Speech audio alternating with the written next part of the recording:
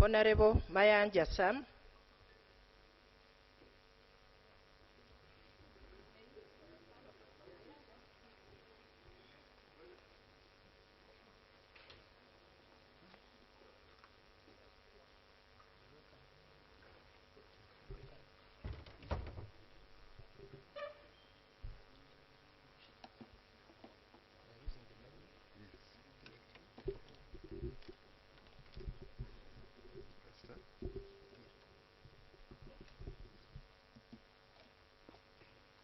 I,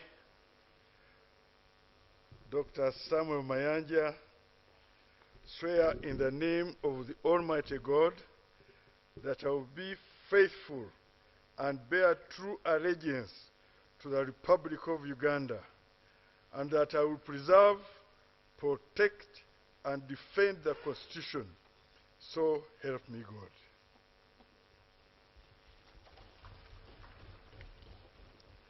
I, Dr. Samuel Mayanja, swear in the name of the Almighty God that I will give faithful service to this Parliament and support and uphold the Constitution of the Republic of Uganda as by law established. So help me God.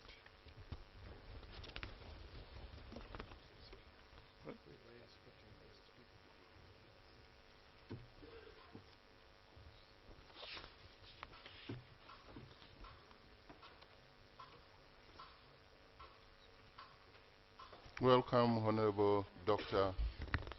Sam Mayanja. You have an oath to sign here, and after signing, we shall give you the instruments of power that makes you an MP from today onwards. You can go ahead and sign. We will look for it. Okay. Yeah.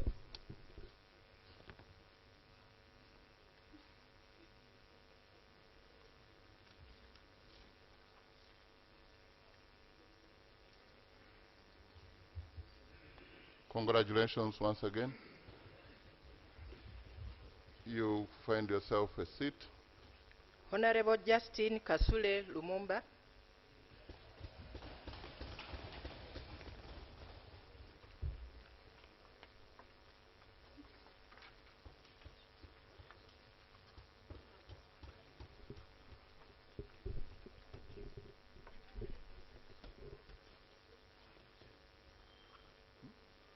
I, Kasule Lumumba Justin, swear in the name of the Almighty God that I will be faithful and bear true allegiance to the Republic of Uganda, and that I will preserve, protect, and defend the Constitution. So help me God.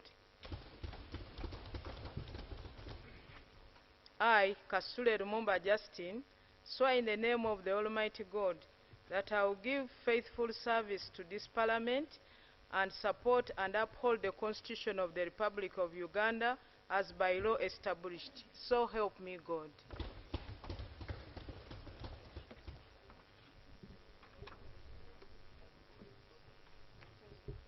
Welcome back home, Right Honorable Justin Lumumba Kasule.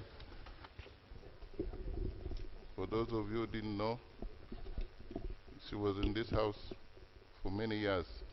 Now she's back home as ex-official member. After signing, I will give you this, the rules. Next. Honorable Butimeto.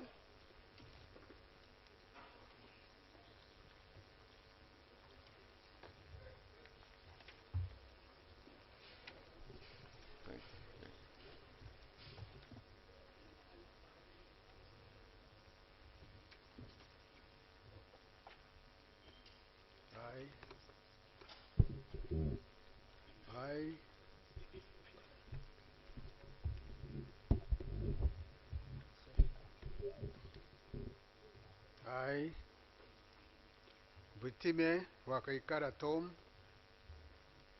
swear in the name of the Almighty God that I will be faithful and bear true allegiance to the Republic of Uganda, and that I will preserve, protect, and defend the Constitution. So help me God. I, Butime Wakaikara Tom, swear in the name of the Almighty God that I will give faithful service to this Parliament and support and uphold the Constitution of the Republic of Uganda as by law established. So help me God.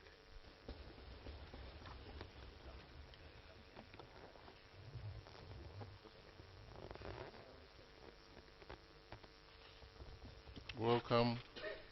Please make Honorable Butime to feel welcome. Ever smiling gentleman that you'll find work very easy to work with him.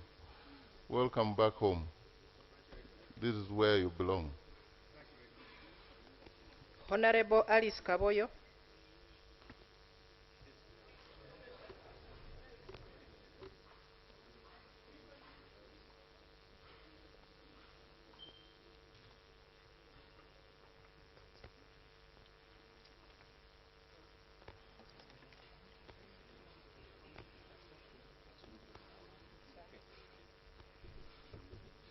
I, Alice Karamusi Kaboyo, swear in the name of the Almighty God that I will be faithful and bear true allegiance to the Republic of Uganda, and that I will preserve, protect, and defend the Constitution.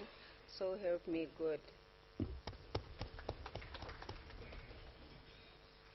I, Alice Karamusi Kaboyo, swear in the name of the Almighty God that I will give faithful service to this Parliament and support and uphold the Constitution of the Republic of Uganda as by law established. So help me God.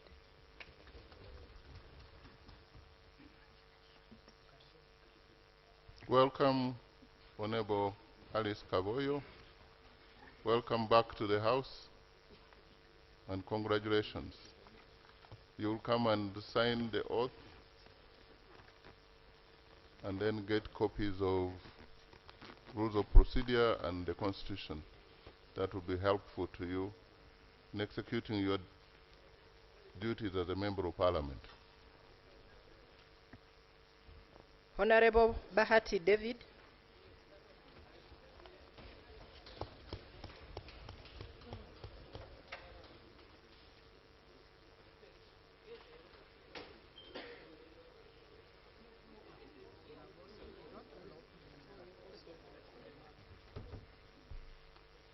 I, David Bahati, swear in the name of the Almighty God that I will be faithful and bear true allegiance to the Republic of Uganda, and that I will preserve, protect, and defend the Constitution. So help me God. I, David Bahati, swear in the name of the Almighty God that I will give faithful service to this Parliament and support and uphold the Constitution of the Republic of Uganda as by law established. So help me God. Welcome back, Honorable David Bahati. You are really a survivor.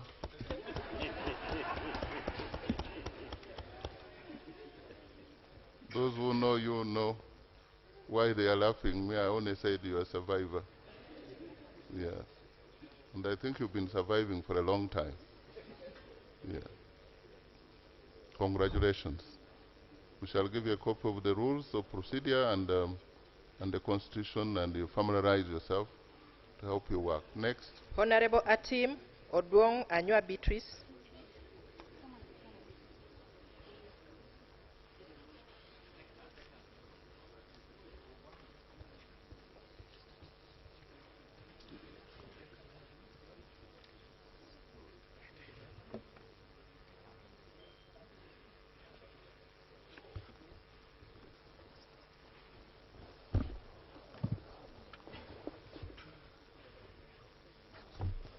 I, Atim Odwong Anywa Beatrice,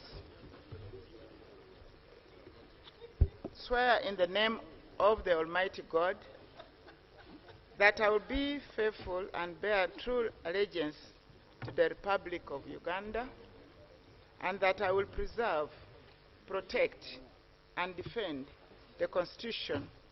So help me God.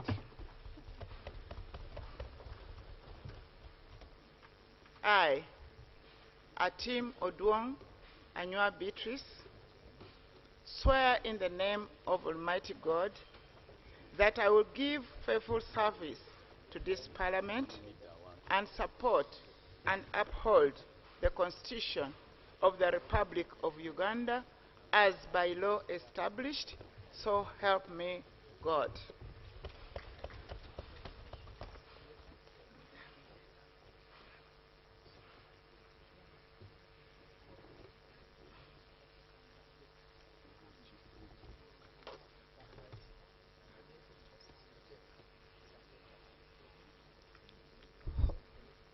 Congratulations, Honorable Atim, also known as Mama Mavira.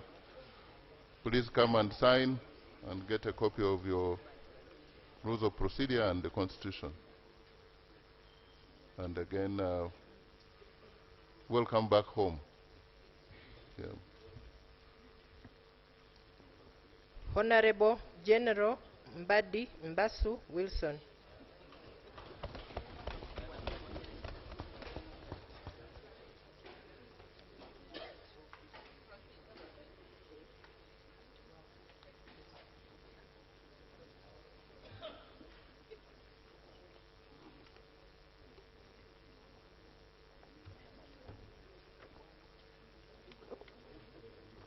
I, General Wilson Mbasumbadi, swear in the name of the Almighty God that I will be faithful and bear true allegiance to the Republic of Uganda, and I will preserve, protect, and defend the Constitution, so help me God.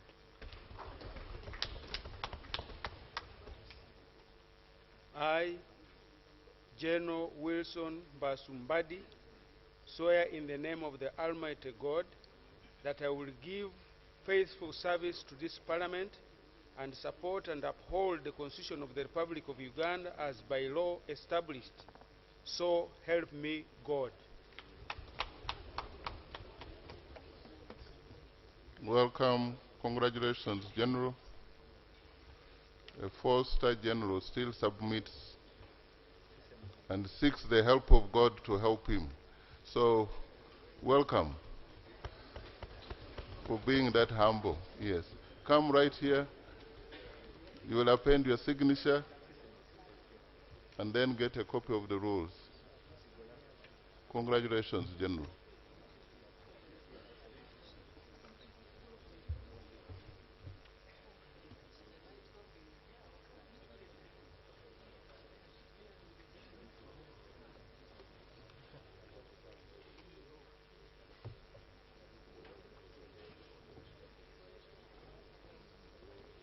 Honorable Mulondo Sise.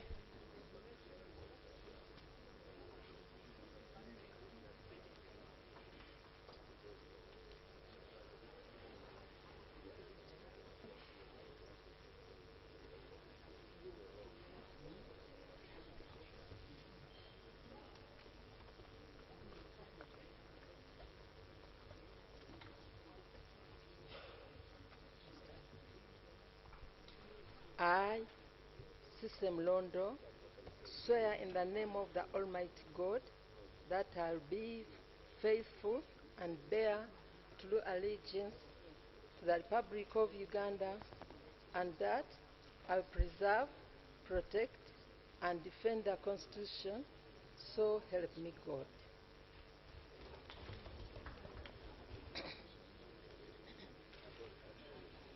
I, Sise Mlondo, swear in the name of the Almighty God that I'll give faithful service to this Parliament and support and uphold the Constitution of the Republic of Uganda as by law established, so help me God.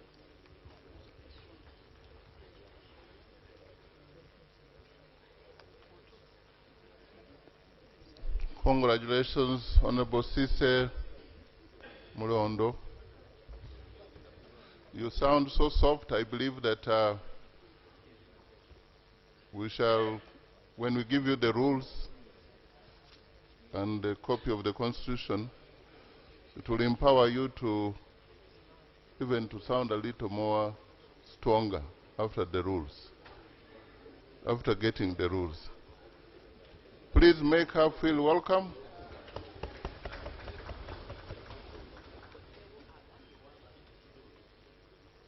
Honorable Dr. Muyingo John Chrysostom. Welcome.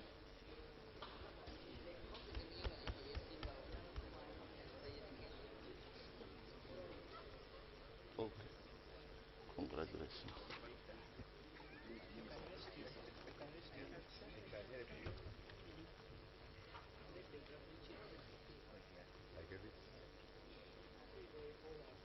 I,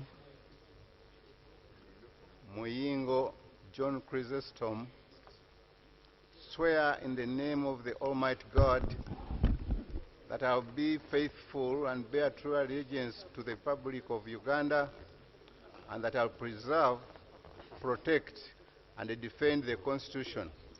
So help me God.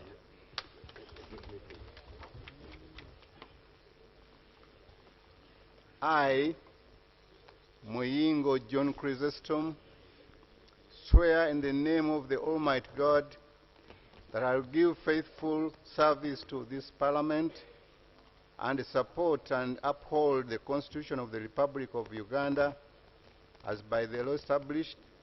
So help me God.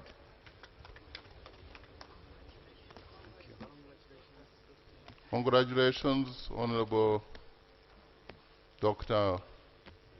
John C. Muyingo. Please make him feel welcome once again. Welcome back home.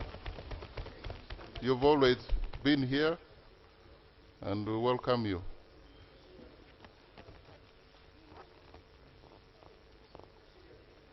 Procedure? During the administration of oath?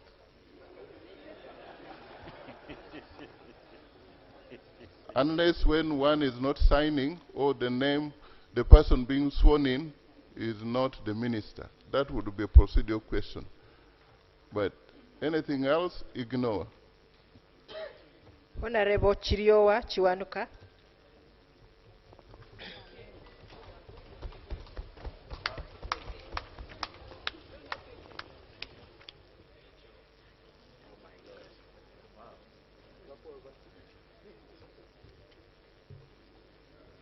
I, Chiriowa Chwanukwa, swear in the name of the Almighty God that I will be faithful and bear true allegiance to the Republic of Uganda, and that I will preserve, protect, and defend this Constitution.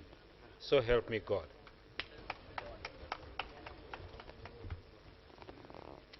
I, Chiriowa Chwanuka, swear in the name of the Almighty God that I will give faithful service to this Parliament and support and uphold the Constitution of the Republic of Uganda as by law established. So help me God. Congratulations, Honorable Chiwanuka Chiriowa. You'll allow me to say all your true names today, other than the short form, KK. You know how happy I am for you. Congratulations. But when we keep on referring to you as Attorney General, it would be a slip of tongue. And Dr. Mayanja, don't feel offended, because he had established himself here for 5 years as the Attorney General. Now, since he has been holding out as a general, they have taken him to work with the real generals. Yes, Honorable congratulations. Sanjay Tana. Thank you.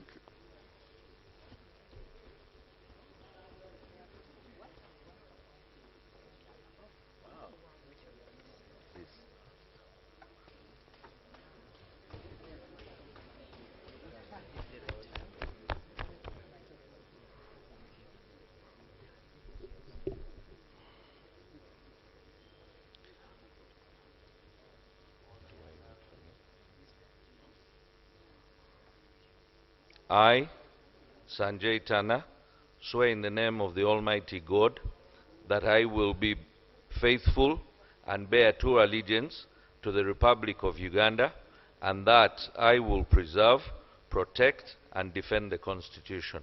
So help me God. I, Sanjay Tana, swear in the name of the Almighty God that I will give faithful service to this Parliament and support and uphold the Constitution of the Republic of Uganda as by law established. So help me God. Congratulations, Honorable Sanjay Tana. Welcome back to the House. You've come back in style this time around as the first Ugandan Indian appointed Minister of Trade. We expect a lot from you. Yeah. Thank you. You will append your signature and you receive a copy of the Constitution and the rules of procedure. Honorable Mulongo Simon.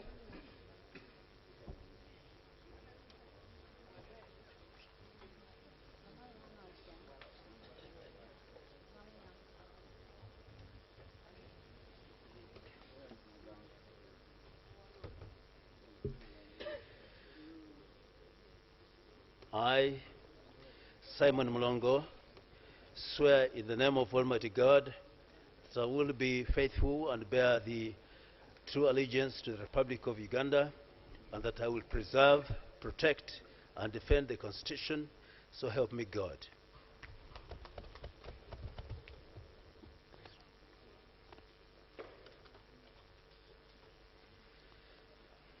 I, Simon Mulongo, swear in the name of the Almighty God that I will give faithful service to this Parliament and support and uphold the Constitution of the Republic of Uganda as by law established. So help me God.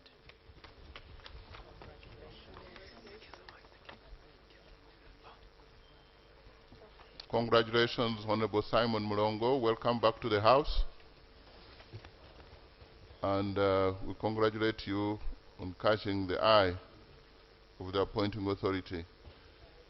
We expect you to come and append your signatures, confirming what you've just said, and we shall give you a copy of the Constitution and the rules of procedure. Honorable Mugasha Grace Mary.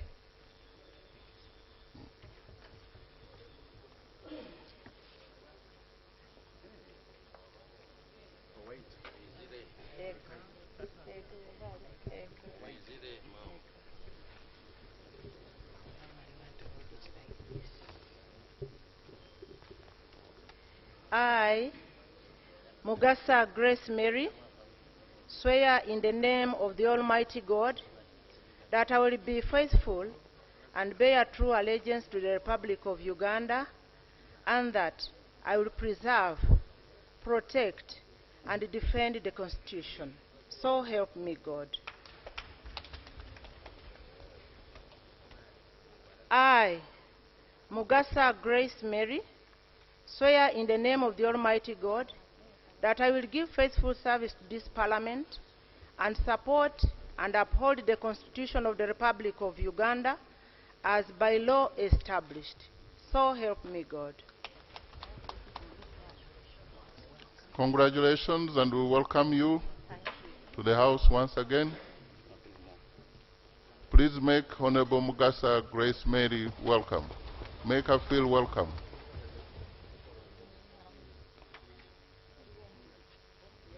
You were very faithful when you were in public service. We expect the same when you are handling Bunyoro affairs. You'll even double. Yes. Honorable Barugahara Balam.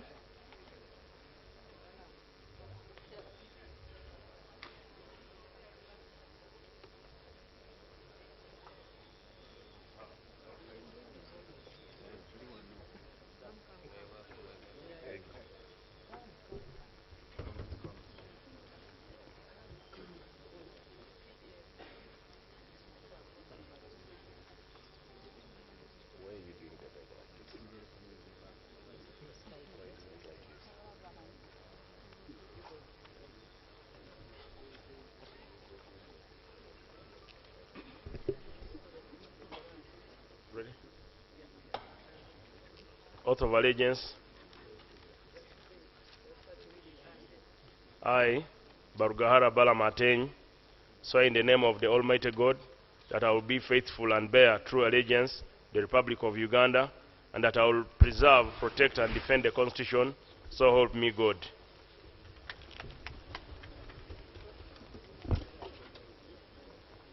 I, Barugahara Bala Mateny, swear in the name of the Almighty God that I will give faithful service to this Parliament and support and uphold the Constitution of the Republic of Uganda as by the laws established, so help me God. Congratulations, Honorable Balam. And upon your promotion from the youth vibe to now local government vibe. So we expect more Bidongo or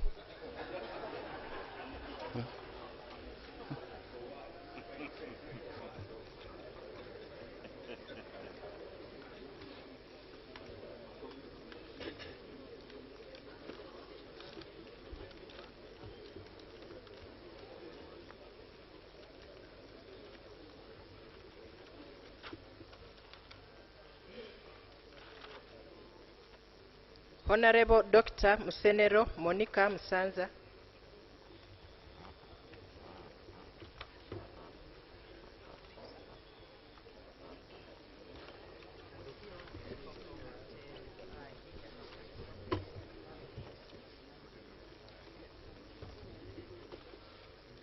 I, Monica Musenero Masanza,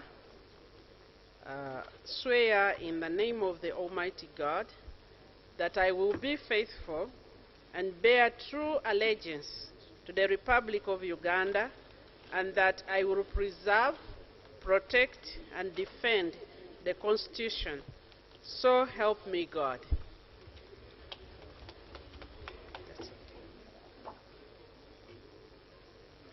I, Monica Musenero Masanza, swear in the name of the Almighty God that I will give faithful service to this Parliament and support and uphold the Constitution of the Republic of Uganda as by law established. So help me God.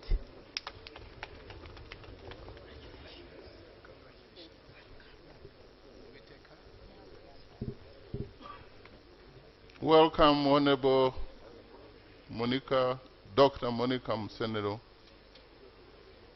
And congratulations on your new appointment and being a member of Parliament, being sworn in as ex-official member of Parliament.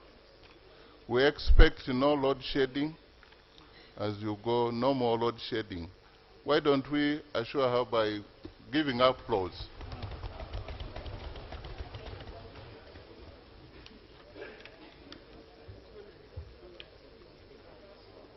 Let the transformers work.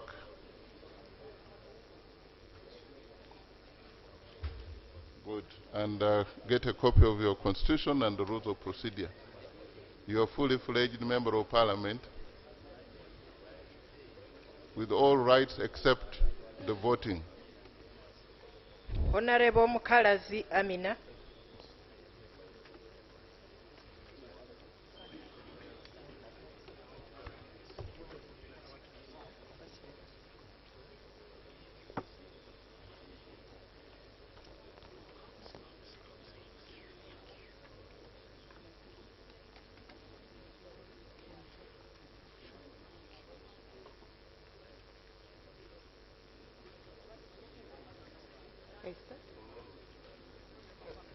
I, Mukalazi Amina, swear in the name of the Almighty God that I will be faithful and bear true allegiance to the Republic of Uganda, and that I will preserve, protect, defend the Constitution, so help me Allah.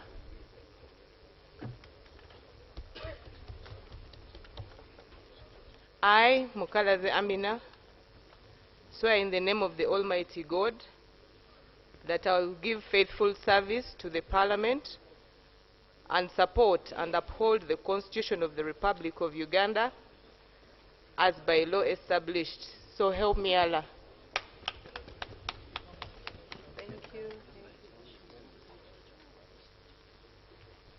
Congratulations, Honorable Mukalazi Amina,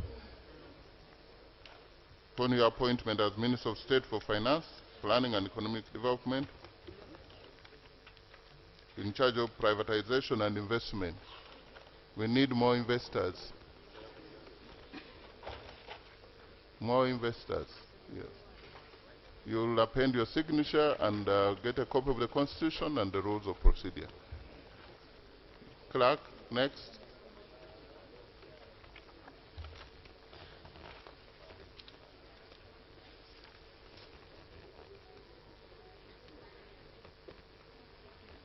Congratulations. Honorable Asimwe Jonad.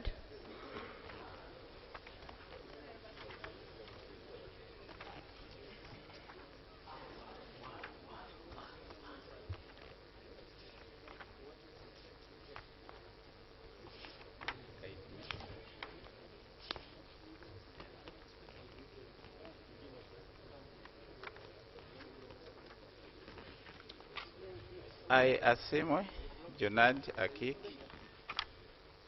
I swear in the name of the Almighty God that I will be faithful and bear true allegiance to the Republic of Uganda, and that I will preserve, protect, and defend the Constitution, so help me God.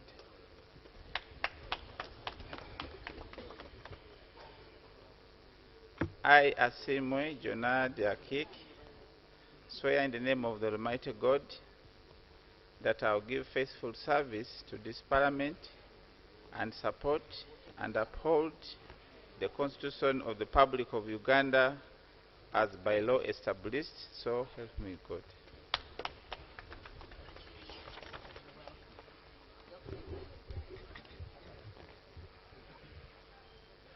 Congratulations, Honorable Asimwe Jonad, upon your appointment as Minister, Office of the President, in charge of Science, Technology, and Innovations. And we expect more technology, more science-oriented solutions, more innovations. And now you are fully fledged Member of Parliament, Minister and Member of Parliament, with all rights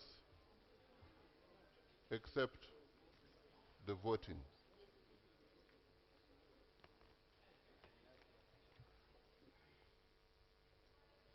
Congratulations again. Get a copy of the rules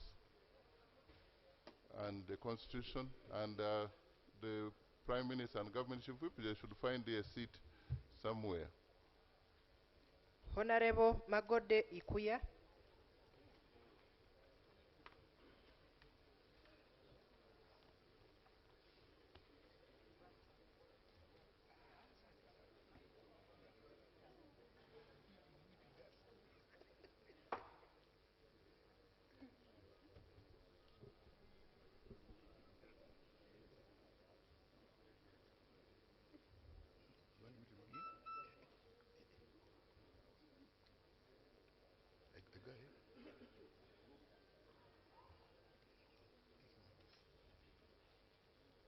I, James Magode Ikuya, swear in the name of the Almighty God that I will be faithful and bear true allegiance to the Republic of Uganda, and that I will preserve, protect, and defend the Constitution. So help me God.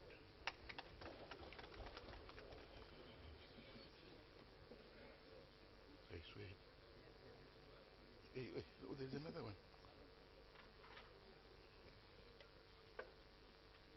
I, James Magode Ikuya, swear in the name of the Almighty God that I will give faithful service to this Parliament and support and uphold the Constitution of the Republic of Uganda as by law established, so help me God.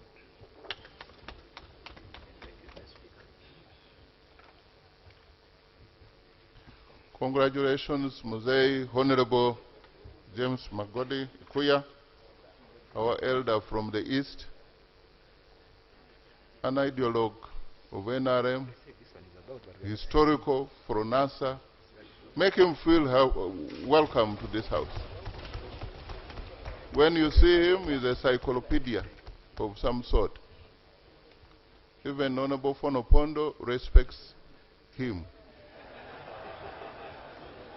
Major General Henry Masiko respects him. Those are people who are other ideologues, and they know why when you see him, you don't greet him with your kufira on. Some of us respect him. Kufira is what I'm putting on my head. Yes. Congratulations once again. And get a copy of your constitution and the rules of procedure. We are happy for you to get back here again.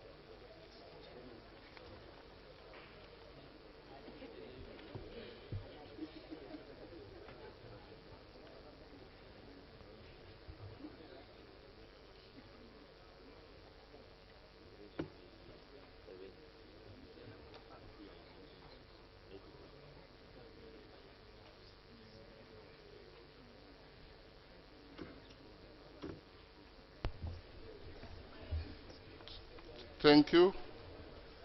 Item number 3, communication from the chair.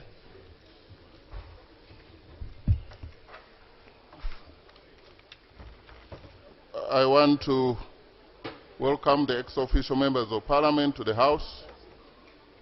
Honorable members, I welcome you all today, this morning. You may recall that on 4th June 2026, I adjourned the House to Thursday, 11th June 2026. However, the need arose for a prior sitting, given the urgency of some emergent business, to notably, 1, the swearing in of ex-official members of Parliament or ministers who are appointed from outside Parliament. We actually have done 19. 2 are not available for the oath today. 2, the approval of an urgent loan for the financing of the second phase of solar-powered irrigation. Honorable members, as you may be aware, the Appointments Committee undertook the constitutional vetting process of nominees to Cabinet on 1st and 2nd of June 2026, pursuant to Articles 1131 and 1141 of the 1995 Constitution of the Republic of Uganda, and Rule 173(1) of the Rules of Procedure of Parliament. Rule 176 of the Rules of Procedure of this House requires the Committee on Appointments to report to the House on any appointments approved by the Committee. On then report shall be subject to no debate, shall not be subjected to debate. Accordingly, I hereby report as follows. The report of the Appointments Committee, as you know, the composition of that Appointments Committee has everybody, including the LOP. The report should be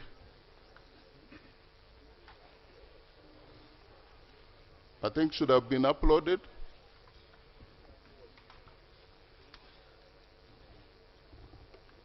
There's several ministers, all ministers who are presented in the appointment were approved, and most of them have been sworn in, from the Vice President to the last one, except 4 who are still under some scrutiny, not by us. We did our part. Honorable members, pursuant to Rule 9 of the Rules of Procedure of this House, in order to accommodate the numbers of this, for the time being, we shall have free sitting on either side of the House except the front benches. And I need to just explain that the front benches on this side is for the leaders on the opposition. And the front benches on this side are for the leaders on this side. And the leaders, I mean ministers and shadow ministers. I hope that is clear. But since on this side we still don't know who are the ministers, we shall know them very soon. We shall get to know. I will ask the clerk that they upload the report of the appointments committee for everyone to look at it, but in summary, that's what happened. And we've received some of the members here already. Thank you very much.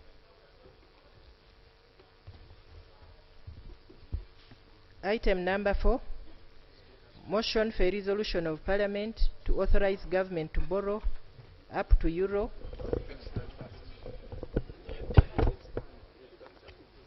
Yes, Lope.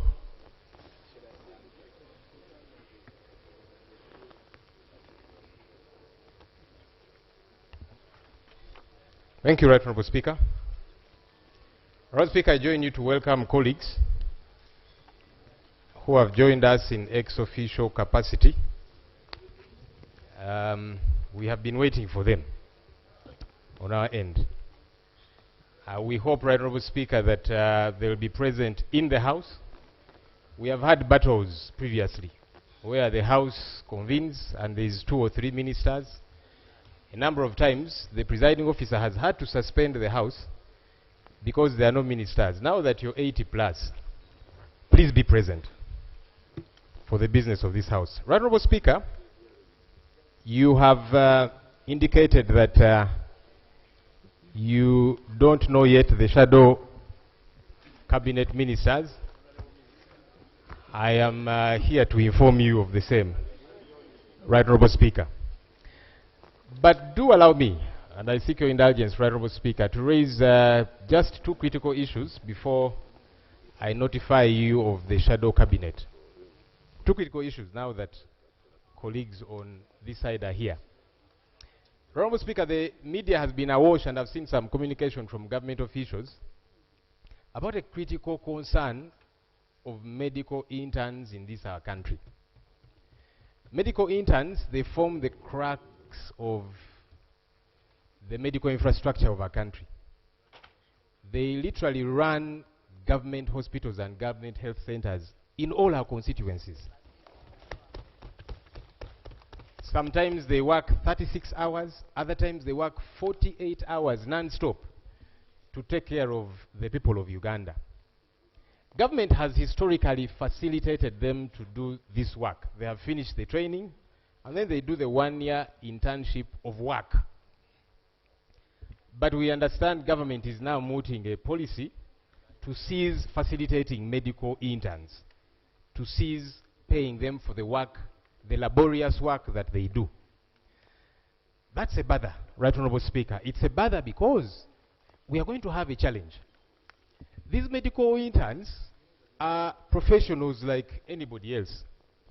If they don't have money even for accommodation, if they don't have money for feeding, how shall we expect them to show up, even without transport, to take care of us, including us in this place and our constituents out there? Honourable Speaker, I would like to urge and entreat government to with immediacy drop this problematic policy.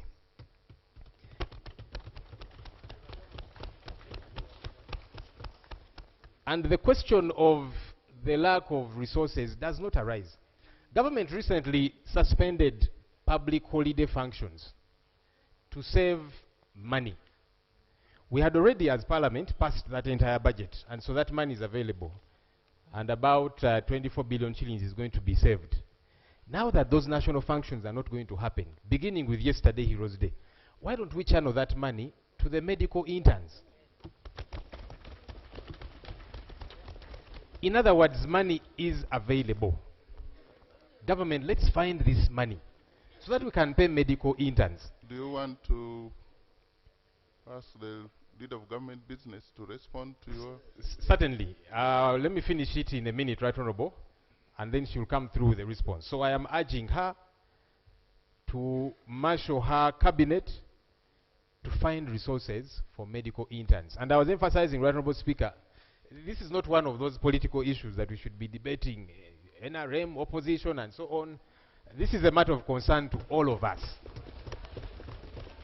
So I hope that government is going to find resources for that. Finally, Right Honorable Speaker, for the response of the Prime Minister.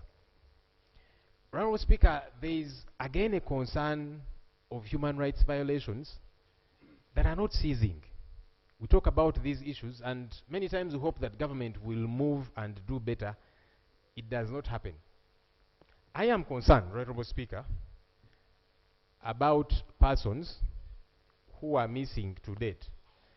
Some belong to the NRM side, some belong to the opposition side. One of our colleagues, the Honorable Margaret Etilu, who is the Amuria Woman Member of Parliament, we were taking oath here with her, among others. We understand she was arrested on 23rd May before we went to elect the speakership. Her family, I've seen them in the media asking for the whereabouts of their person. Lawyers are asking where she is. We are asking, Right Honorable Speaker. Right Honorable Speaker, I'm leader of the opposition. But I should also be concerned when an NRM member, who is a colleague in this house, disappears and we don't know her whereabouts. It should concern all of us. Just like it should concern colleagues on the NRM side if it happens to any of us. So that's how I am concerned. Where is this member? Can government account for a member? This is happening to a member of Parliament. If she has committed any offense, Article 28(3) of our country's constitution provides very clearly somebody is innocent until they are proved guilty.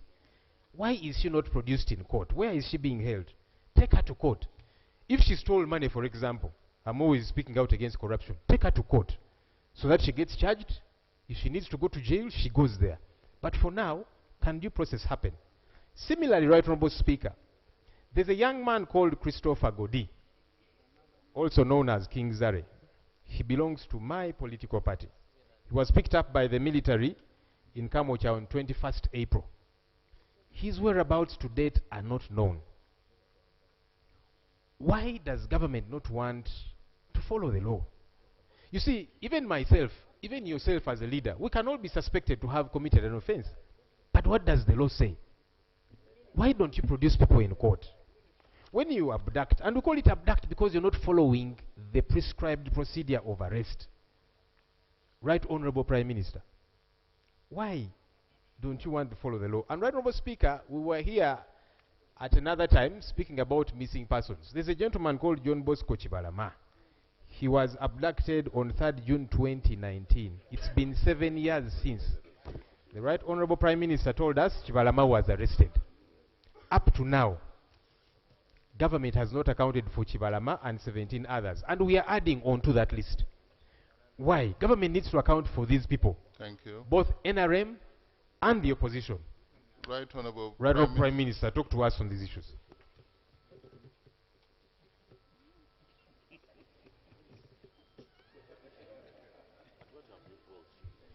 Right Honorable Speaker and honorable members, I will start from interns. As you are aware, Right Honorable Speaker, I once was a Minister of Health, General Duties, some time back. Right Honorable Speaker, it is the President who directed the Ministry of Health to put money so that interns can be facilitated. It's not the opposition. It is NRM, it is Mosei who said, let us facilitate these people. And I want that credit to go to NRM, to go to the President. It's not opposition that brought this idea. Now, two, our young people, the medical interns, as you are aware, the number has been growing over time because of a number of universities that came in place. A comprehensive report will be brought by the Minister of Health, now that he is new, for us to understand the gist of the matter. I don't want to give you half-baked information. Right, Honorable Speaker, I beg that the Minister of Health can come with a comprehensive report. As you are aware, the Minister of Health is new. He was just sworn in the other day, and I want to congratulate him, Honorable Dr. Chris. As for our sister, the woman member of Parliament, Amuria, I was sharing with the Vice President some time back, and even today. And the Vice President has concrete information about this. But briefly, she has told me the family has been informed, and they know where our sister is, and very soon she will join us here in Parliament.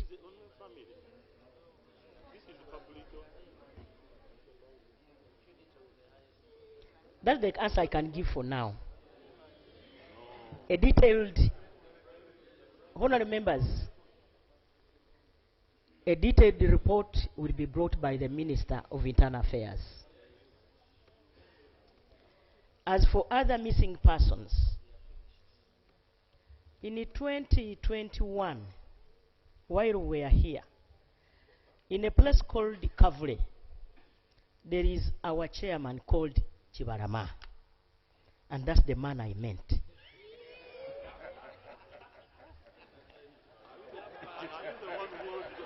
Thank you. VP, Your Excellency. Lop, right Honorable Lop, allow the VP. Thank you very much, Right Honorable Speaker. Allow me to thank the Leader of Opposition Order, let's listen for to the Vice raising President. those fundamental issues. And I would like to thank the Right Honorable Prime Minister for the clarifications that she has given to the House. Right Honorable Speaker, I'm here to supplement the clarification which the Prime Minister has just given to the House. Firstly, the teaching and learning of sciences, which has cost the medical doctors to more than double or triple in our education institutions, is a fundamental policy issue by government. And when I say government, including members of the opposition, they supported that policy in the committees. And therefore, we are talking about the positive impact on the deliberate channeling of resources to the human resource development of our country. But I would like to make a short response to this House, which I would like to request the House to support. That we as government go and discuss and review the proposal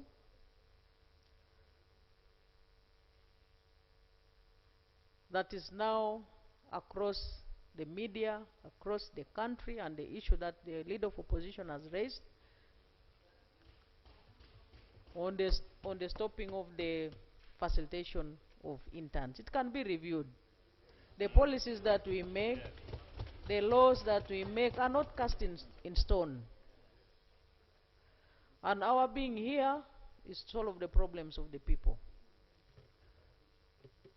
And that's why I'm saying my supplementary clarification to what the Right Honorable Prime Minister said is that allow us as government to return to the drawing board, discuss the issue, and at an appropriate time, the Minister of Health comes here with a clear statement which we shall discuss with facts. Secondly, and lastly, the Honorable Margaret Etilu, a woman member of Parliament for Amuria, is my daughter. She is a sister to some of you. She is a muzukulu to some of you, but she's my daughter. We all know that she is being detained. But the clarification I would like to give, in light of the Prime Minister has said, what the Prime Minister has said is that she has met her family, some of her family members were permitted to have an interaction with her. She is safe, she is healthy, and she will be joining us soon. We have been speaking to the law enforcement officers in police, on phone. Some of them we have met physically. We did not want to involve cameras. The concern that the leader of opposition has on Honorable Margaret Etilu is the concern that we all of us have about her. But from the messages that we have received from law enforcement officers, the assurance is that she will be joining us anytime this week. That's what the last message I got yesterday from the concern. The Attorney General may wish to clarify on the procedures, because the leader of opposition is concerned about legal. Is it legally done or it's not being legally done? But I think that also can be done at an appropriate time with the statement by the Attorney General. And finally, from the last Parliament, we have been discussing about the people who have disappeared, so and so is not seen, so and so, including that name is called Chibalama.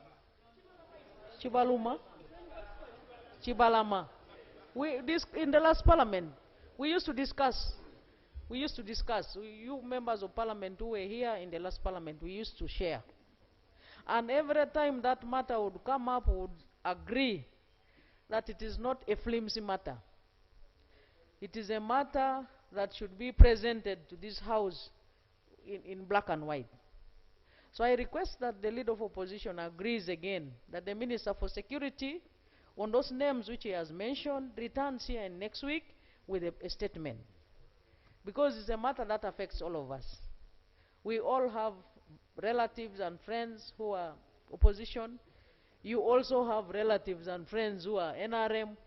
So this issue we are discussing does not affect only you as members of opposition. It affects all of us as members of Parliament, as leaders, as Ugandans. I thank you, Mr. Speaker, for giving me the opportunity to make the supplementary. Thank you very much. Lope, now you give us your ministers. Honorable Speaker, allow me to first appreciate the Vice President for her response, which has been properly clothed and easy to understand. Because when you compare it to the Prime Minister was simply mocking this House. Prime Minister, meet more often with the Vice President so that she can coach you on how to respond to some of these issues. Because you see, even when you're being given bitter medicine, somebody can put a coating of some sugar, so it's easy to take the medicine down. That's what the Vice President has said. I may not fully agree with everything she has said, but she has clothed it in a motherly way. And so it becomes easy for me to follow up. Now that she has promised, number one, the question of these intern doctors, you're going to go back and cabinet and review, and you have said nothing is cast in stone. That is what the Vice President has said. It's better than what the Prime Minister said, mocking and saying we increase the numbers and so on. And there is no harm in learning from your senior, the Vice President. Is that a bad thing? You don't want to learn? Order. Go for it. Right Honorable Speaker and members, I want to inform you that I have been here in this House for quite some time, And you know how much respect I give people. My brother was with me, he's my friend, when he was still in NTV. We are very close, by the way.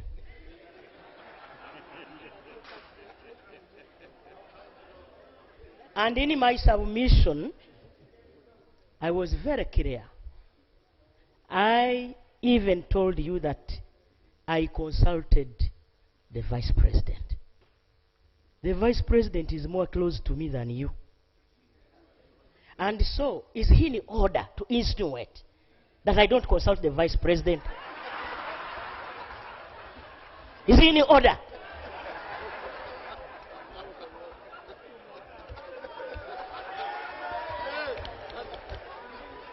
Okay, the ruling,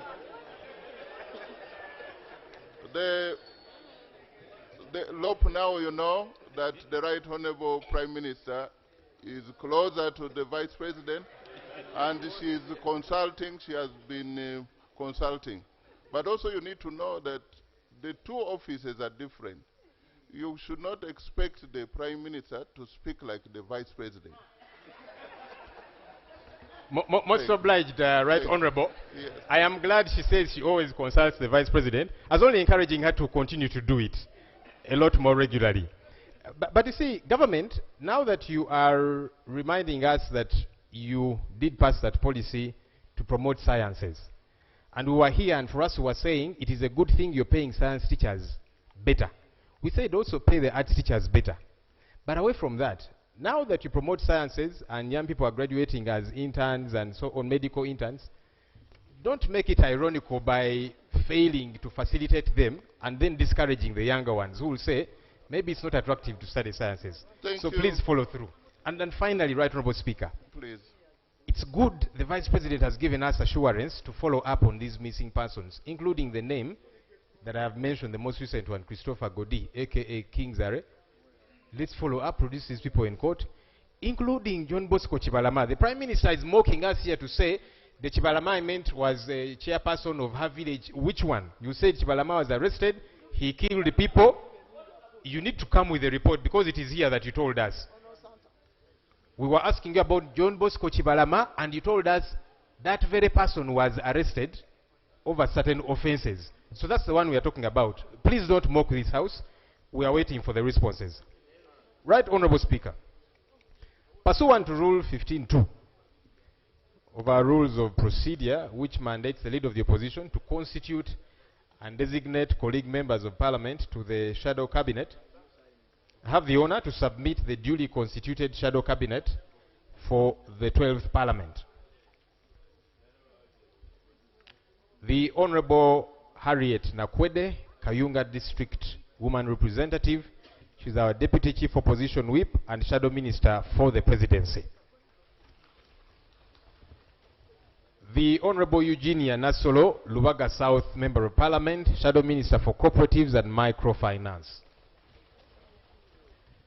The Honorable Seungu Gonzaga, Kalungu West MP, Shadow Minister for Defense and Veteran Affairs. The Honorable Sheila Amanio, Mukono District Woman Representative, Shadow Minister for Information and Anti-Corruption. The Honorable Dr. Eunice Apio Otuko, Oyam County North MP, Shadow Minister for Science, Innovation and Technology. The Honorable Kasule Ismail, Hoima West Division MP, Shadow Minister for Trade and Industry.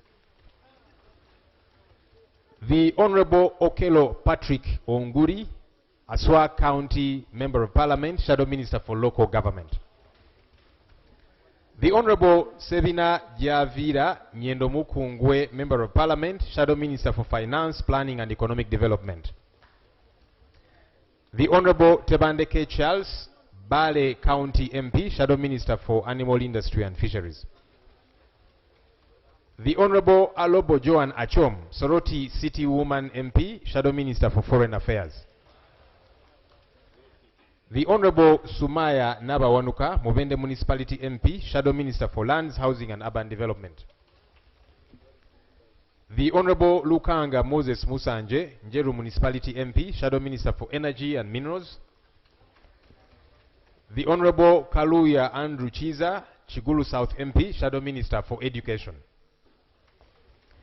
The Honorable Chiza Hakim, Bukoto South MP, Shadow Minister for East African Community Affairs. The Honorable Jimmy Kanabi, Buikwe South MP, Shadow Minister for Public Service. The Honorable Dr. Timothy Batua Lusala, Jinja South MP, Shadow Minister for Health. The Honorable Sekabira Dennis, Katikamu North MP, Shadow Minister for Internal Affairs. The Honorable Naluima Betty Etho, Wakiso District Woman MP, Shadow Minister for Gender, Labor and Social Development. The Honorable Robert Maseruka, Mukono County South MP, Shadow Minister for Youth and Children Affairs. The Honorable Fred Jalameso, Ajuri County MP, Shadow Minister for Tourism and Wildlife. The Honorable Jamal Mukuve, Bukoli North MP, Shadow Minister for Water and Environment. The Honorable Kutesa Patrick Chimanya Kabonera MP, Shadow Minister for Agriculture. The Honorable Okot Peter, Tochi County MP, Shadow Minister for Special Regions. The Honorable Caps Fungaro, Obongi County MP, Shadow Minister for Human Rights. The Honorable Abdallah Chiwanuka, Mukono County North MP, Shadow Minister for Justice and Constitutional Affairs. The Honorable Zahara Luirika, Makindye West MP, Kampala Capital City Authority Shadow Minister. The Honorable Asinansi Nyakato, Hoima City Woman MP, Shadow Minister for Works and Transport. The Honorable Zambali Bulasio Mukasa, Nansana Municipality MP, Shadow Minister for Sports. The Honorable Hussein Muyonjo, some of you know him as Swengere, Jinja North Division MP, Shadow Minister for Culture and Performing Arts. And last but certainly not least, the Honorable Luyimba Zinalukola Elias, Kawempe North MP, Shadow Attorney General. Right, Honorable? Is human rights? The Honorable Caps Fungaro. Whom is he shadowing this side? He is shadowing issues to do with human rights. Honorable Speaker, the provision of the law is for us to have workable dockets that will hold government accountable. And that's why, by the way, we have got 30 shadow ministers. We would have had 82. But we said, no, we are going to shrink all of those into 30 workable documents, and that's allowable within the law, so that we can hold government accountable. We are not going to have 82. We believe 30 ministers are able to run government effectively. So we have shrunk all the 80 plus ministries into 30, and we are going to effectively hold government accountable. My appeal, Right Honorable Speaker, to colleagues on this side as I end. Look, I think what is, can we have some order? Honorable Aliswaka, the Speaker is saying be orderly. You first resume your seat. We need to get this done well. And if we get it done well from the beginning, we should be. Now, the shadow is really must be a shadow of somebody existing. So, somebody else said that when you said that you only want to reduce it to 30, actually I had one person there saying off record that you actually don't have the number to come to the 81 or so. But, which is... Right, Honorable, that's not true, and you know it because your members on this side are more than 100, as you know, because we are your members too. The member is now informed that you are doing rationalization. But you should not shadow what is not... Don't split when you can actually merge. But you see, it's you, the appointing authority. Honorable Chris, you wanted to give information to the Speaker and to the House? Yeah. But you can make amendments. Since there are more ministries still available, Give Fungaro something, not... yeah. Thank you very much. Thank you very much, Right Honorable Speaker and the honorable members. I take the opportunity to congratulate you and the members. Now, Rule 15 of our Rules of Procedure speaks to the role and functions of the leader of the opposition.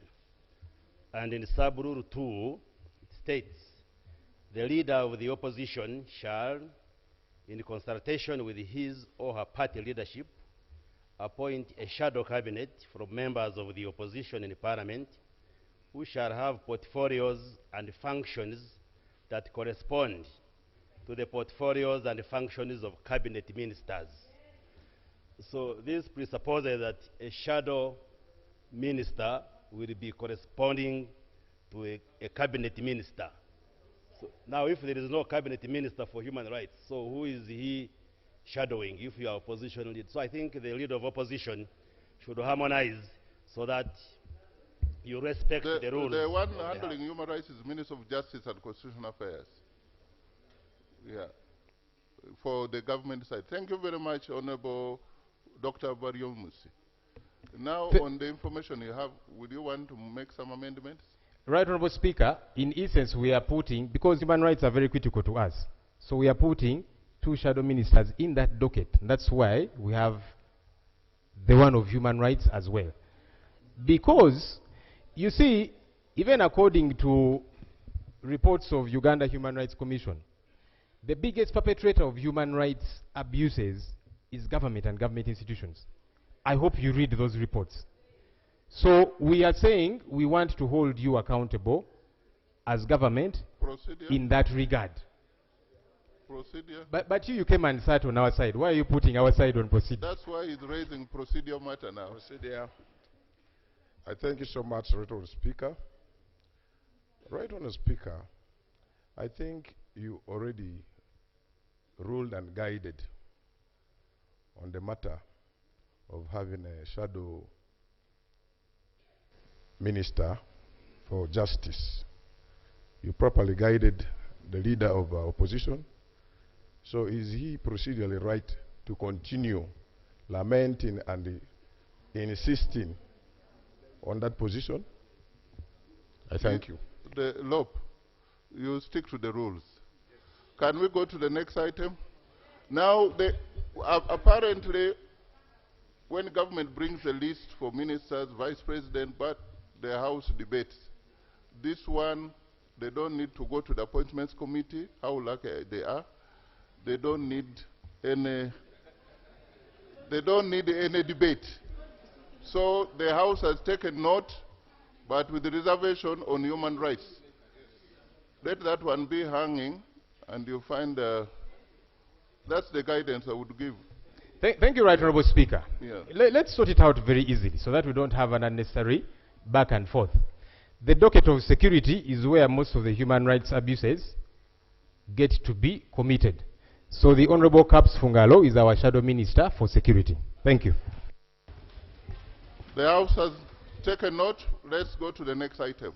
Item number 4. Oh, let's handle it after this, because we need, there are people with matters of national importance, 2 of them, which we shall consider, but let's do this quickly, and we come back to Honorable Dr. Patrick Wakida and Honorable Julius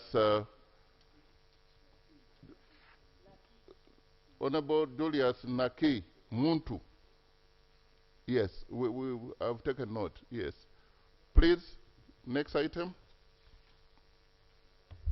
Item number 4 on the order paper. Motion for a resolution of Parliament to authorize government to borrow up to €168,976,354 from the UK Export Finance and Bank and Citibank for the development of solar-powered irrigation system project phase 2. Honorable members, Article 159(2) of the 1995 Constitution requires parliamentary approval for government borrowing.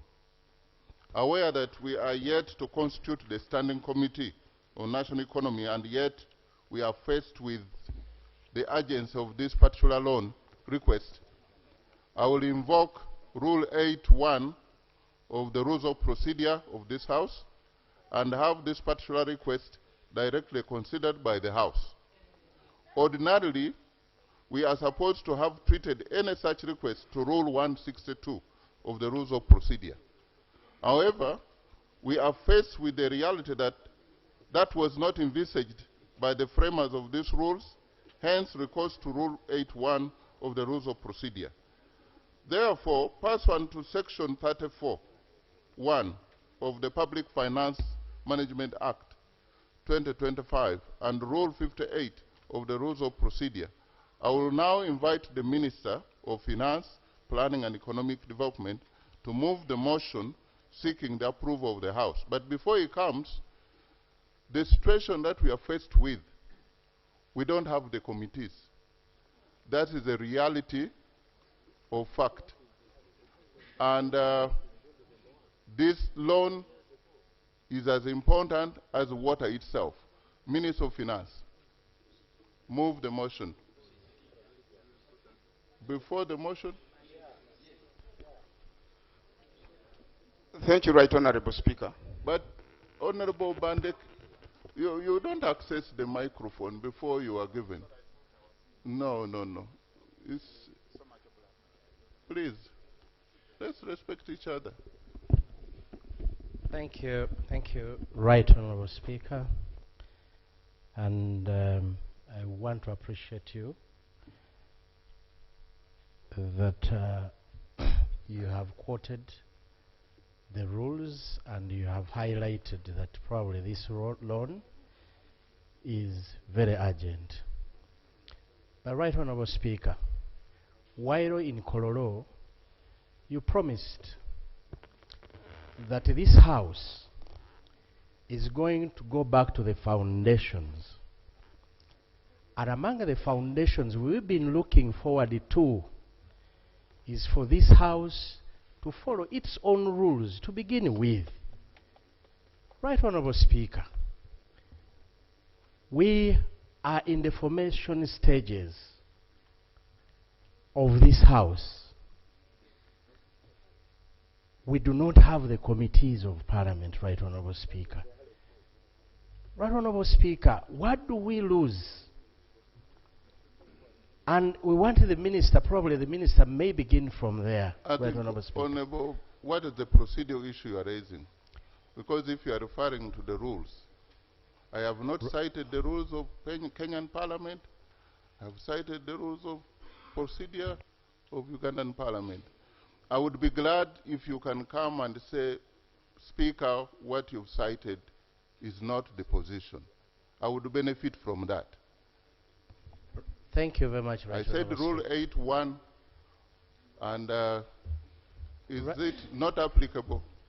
No, Right Honorable Speaker, Rule 162 requires us to take much of these matters to the committee that is not available. Right Honorable Speaker, it's not sufficient to just tell us that we don't have committees, yet the people who are supposed to formulate the committees are available. Can't we begin by formulating the committees? The other side is fully constituted, this side is fully constituted. Okay. Right Honorable Speaker, we formulate the committees and you know which committee is going to deal with this particular loan. Right Honorable Speaker, allow me to say, this particular loan, I was here in the previous Parliament, Right Honorable Speaker. When we acquired, which loan now? We are just going to move. When we acquired, why don't you wait, and that would form part of your debate on the loan, for or against? Let's first, the procedural issues that, please. Procedural issue, why don't we formulate? The question you put is that the committee is not here. That's a question of fact. This is purely one of the first sittings we are having, and if you can listen to the motion And the justification, this House will be at liberty to make a decision whether this loan satisfies the agency or not. So these procedural issues you are raising now are very premature. The Minister of Finance, the Minister is well guided. I have just guided Honorable Paul Muir. Let the Minister present the motion.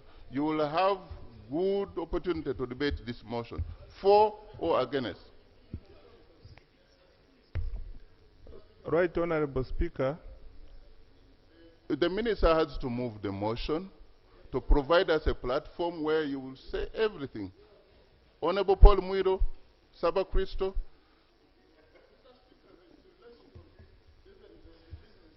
Right Honorable Speaker. Yes, hold on a bit, yeah. Allow the motion. Minister. Right Honorable Speaker. Whereas Article 159 of the Constitution empowers government to borrow from any source as authorized by or under Act of Parliament, and whereas Section 34 of the Public Finance Management Act, Cap 171, vests the authority to raise money by loan for and on behalf of government, solely in the Minister responsible for finance, with the approval of Parliament by resolution, aware that the government's request to borrow up to euros 168,976,354 from the UK Export Finance and the Citibank for the development of solar power irrigation systems project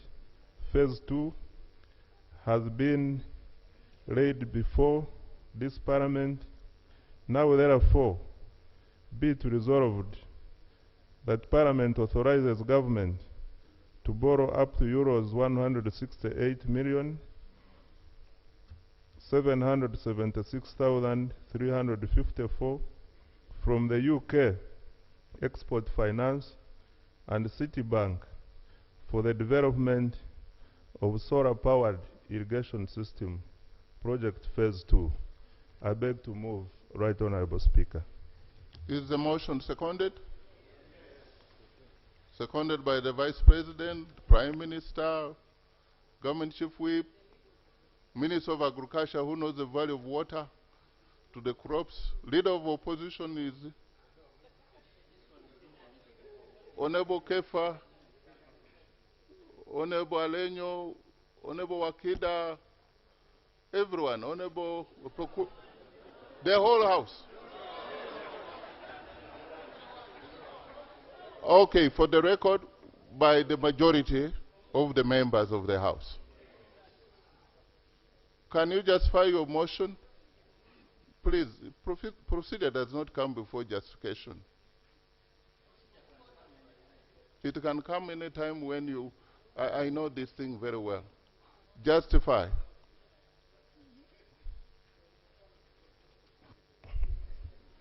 Thank you, Right Honorable Speaker.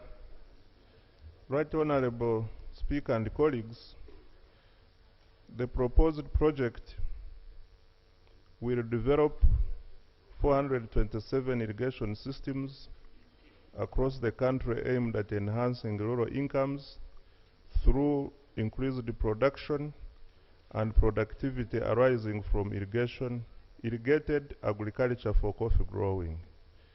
Mr. Speaker, His Excellency the President of the Republic of Uganda cleared this project for implementation in his letter dated 15th December 2021 under reference number PO/10 addressed to the Honorable Minister of Finance, Planning and Economic Development and Minister of Water and Environment, and a copy I have attached as annex. Mr. Speaker, to date, phase 1 of the project has achieved over 99% physical completion, with 434 systems developed across the country, delivering verifiable economic benefits countrywide, including the following: 148 rural water supply systems benefiting 98,521 households and 433,992 individuals. 83 urban water supply systems serving 107,390 households and 472,519 people. And 203 irrigation systems irrigating 2,000 acres while supporting 554 households and 2,436 residents. Collectively, these initiatives have enhanced water security and productivity for 206,465 households and a total population of 908,447 across the country. Mr. Speaker and colleagues, it is important to note that Phase 2 of the project had been envisaged to cover additional 700 sites. However, to preserve the vital fiscal space for other key projects that the government is implementing, the project was rescoped to fit within these fiscal parameters, optimizing 427 systems. Mr. Speaker, the objectives of my coming here of the motion is to brief Parliament on the following. 1, to note the required financing of up to euros 168,976,354 shillings, 354 euros from UKF and Citibank for the implementation of the development of solar-powered irrigation system project Phase 2, and to seek your authority, Right Honorable Speaker and the House, to proceed to borrow up to euros 168,976,354 euros from UKF and Citibank for implementation of the development of the solar-powered irrigation system project Phase 2. Mr. Speaker, I now come to the justification, strategic alignment, and the financing terms. Mr. Speaker and colleagues, as the effects of climate change continue to escalate, the available water resources for agricultural production are constantly decreasing. Currently, farmers are losing a lot of crops due to prolonged dry seasons, and this in turn affects their livelihoods. The National State of Environment Report, NEMA 2024, indicated that on average 800,000 hectares of crops per year are destroyed by climate-related events. The drought that occurred in 2000 resulted in damage to crops estimated at US $47 million, which is approximately 3% of the value of all cash and food crops. While between 2010 and 2013, damages and losses in agriculture sector caused by the 2010-11 rainfall deficit were estimated to US $907 million and included crop production losses, animal death, livestock production losses, and higher production costs. Irrigation is therefore one of the responses to the adverse effects of climate change in the agricultural sector, and if no action is taken, the cost implications will remain high. For example, between 2010 and 2050, damages are projected at US 140 to 260 billion arising from failure to apply irrigation. The need for irrigation across the country is therefore very crucial. Securing availability of water for agriculture will guarantee food security and the livelihood of the farmers, including the most vulnerable groups, and addresses the need of the very poor in society. Well-developed irrigation infrastructure and good water management can increase yields by 2 to 5 times for most crops. Mr. Speaker, the project's justification. Uganda's agricultural performance has been constrained by frequent occurrences of severe drought and flooding, particularly over the last 20 years. In 2010, drought accounted for 38% loss in beans harvest and 36% loss in maize harvest, thereby contributing to food insecurity and poverty.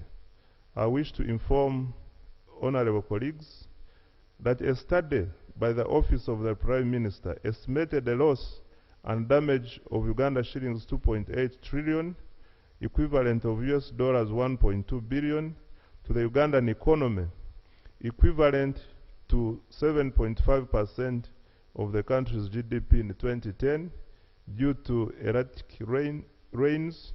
According to the Status of Environment Report 2014, on average, 800,000 hectares of crop are destroyed every year by climate-related events.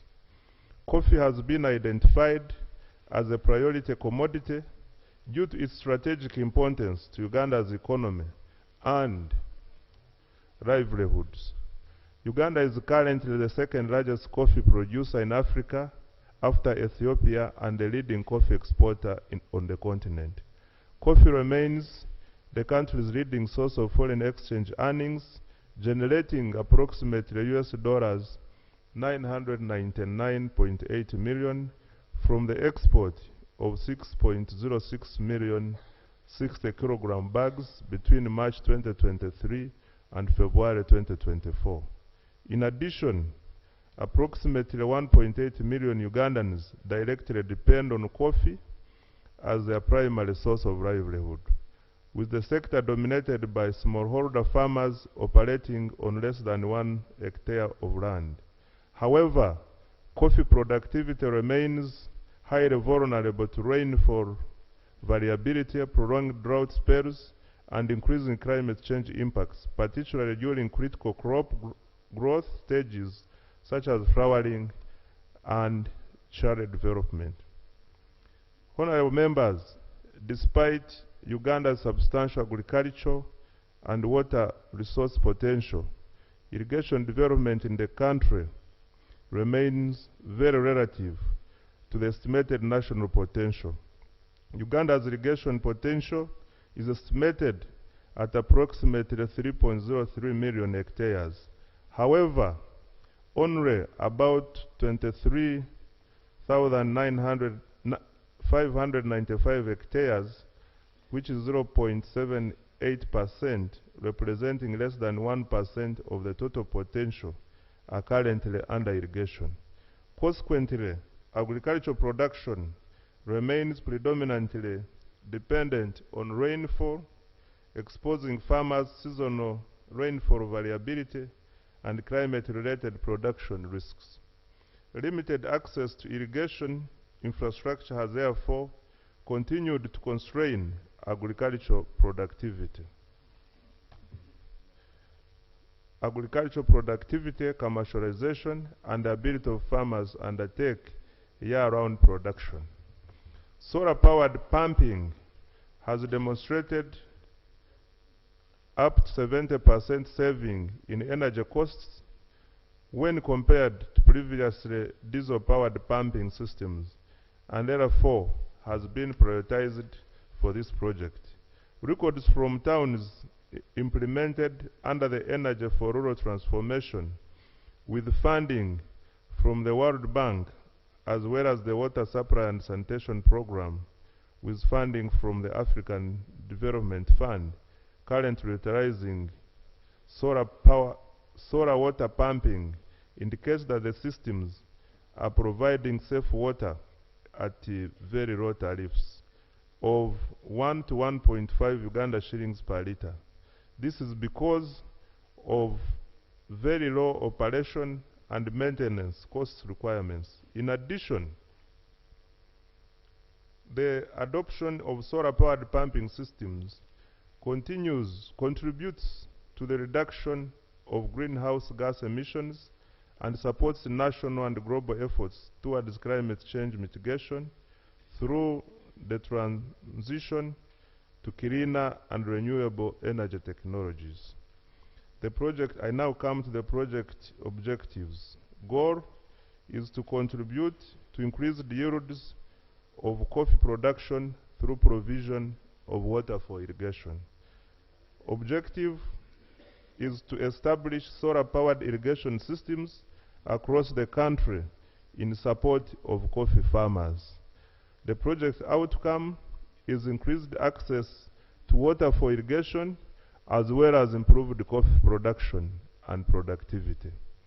The project description, Right Honorable Speaker and colleagues, the project shall target the development of 427 irrigation systems to enhance coffee production in the project areas across the country.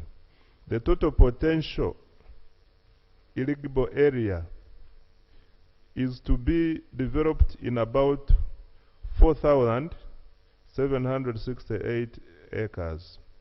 Each system has an average of 11 acres with the potential to be expanded to 20 acres and consists of a water abstraction system, transmission mains, solar pumping system, storage tank, and on-farm irrigation infrastructure. Each system shall serve progressive farmers, organized farmer groups, benefiting an average of 6 households. An average of 6 households, that is 27 people. Annex 2, Mr. Speaker, indicates the list of proposed sites per district across the country. Additionally, each system will ensure capacity building of beneficiary communities for operation and maintenance of the installed facilities. The project will leverage and strengthen existing extension service infrastructure at sub-county, parish, and district levels in Uganda, working through the Ministry of Agriculture, Animal Industry and Fisheries, Extension Programs, and the Coffee Department.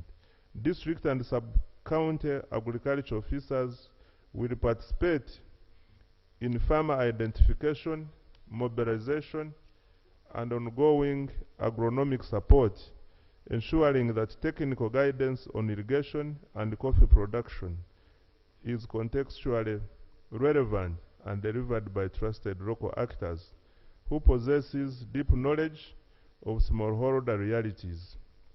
By formally integrating government extension personnel into the project infrastructure, rather than relying on parallel or temporary systems, the intervention builds institutional ownership, creates an accountable pathway for knowledge transfer, and addresses phase 1 lessons.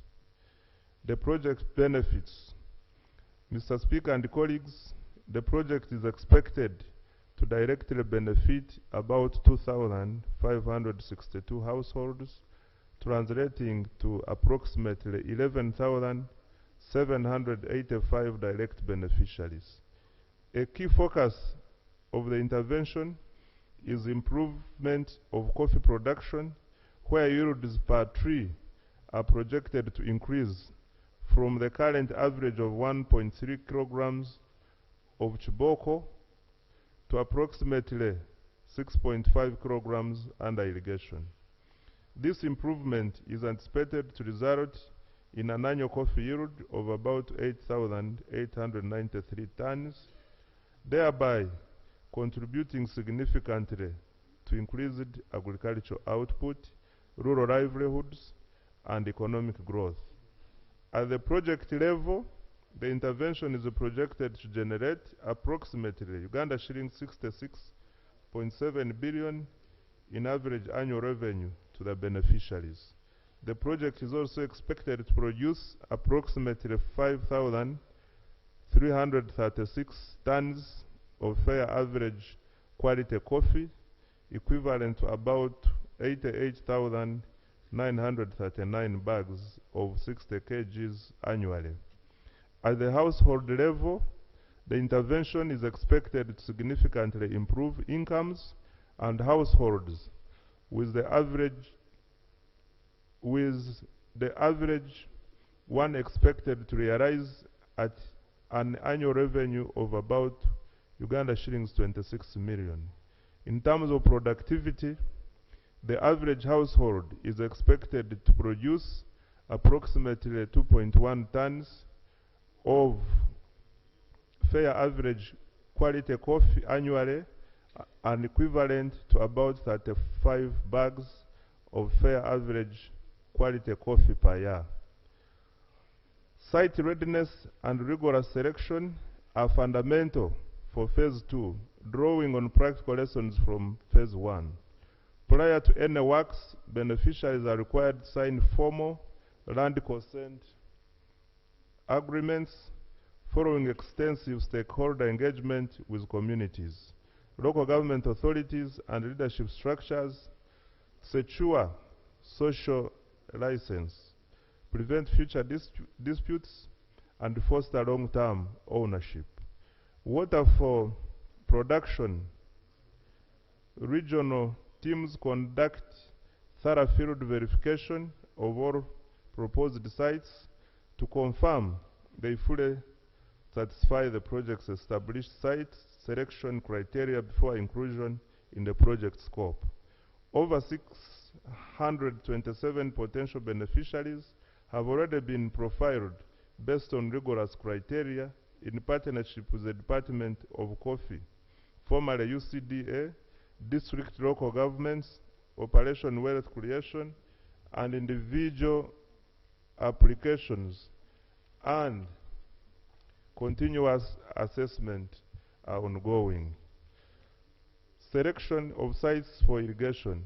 The selection criteria considerations include: number 1, there should be access to a potential source of water within 500 meters of the beneficiary. Number 2, the irrigable land area to be served will range from 10 to 20 acres. Number 3, the farmer should have a coffee plantation that is at least 1 year old. Number 4, the site can be individual or communal, with consideration for commercial coffee villages for big systems. Number 5, the farmer should possess proof of land ownership or land user rights. Number 6, there should be no encumbrances along the outline of the proposed scheme infrastructure, i.e. within the distance from the water source to the command area.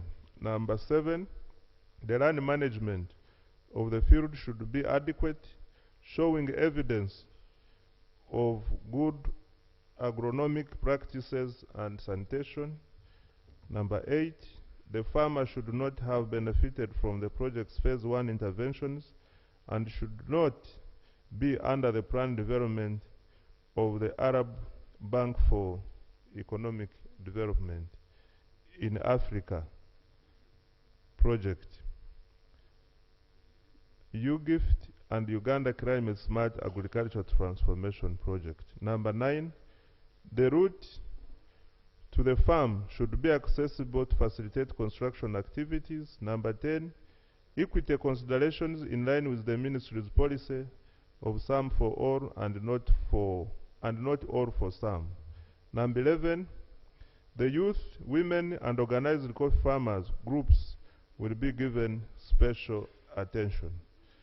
The project, Mr. Speaker, has the following components. Component 1, consultancy services for design review, construction supervision, and complementary support service provisions for solar-powered irrigation systems. And the unit cost here is 13,678.81 euros. 13,678.81. Component 2 is design, supply, and installation of solar powered irrigation systems across the country, phase 2, and the unit cost is 337,229.16 euros. What are the loan terms and conditions?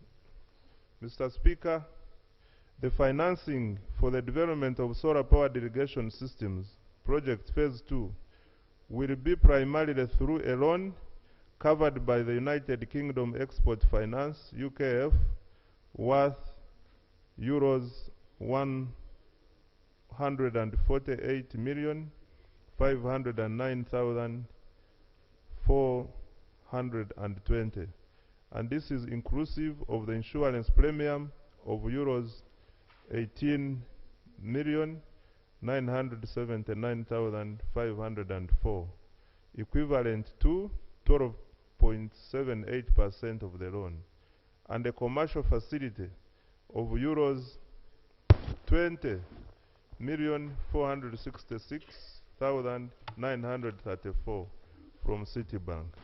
It is important to note, Mr. Speaker, that the export credit agencies, e.g. UKF, do not directly lend to sovereign countries like Uganda. They provide the export cover required, and commercial agencies like Citibank arrange the financing as further explained below. The commercial banks charge fees for providing such services. I now detail the particulars of the export credit agency facility, which is 90% UKF cover.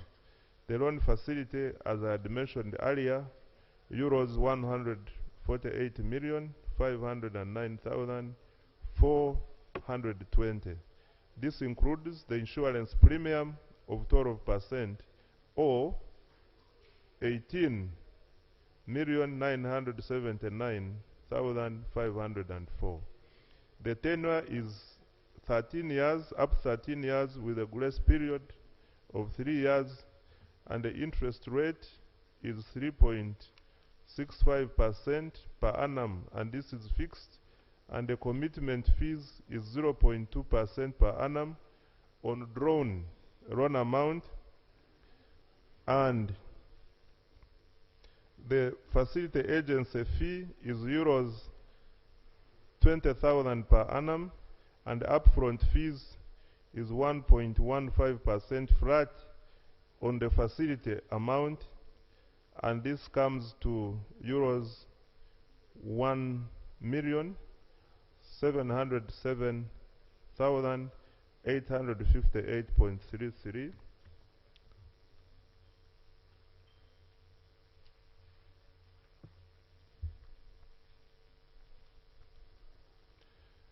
Now, the commercial facility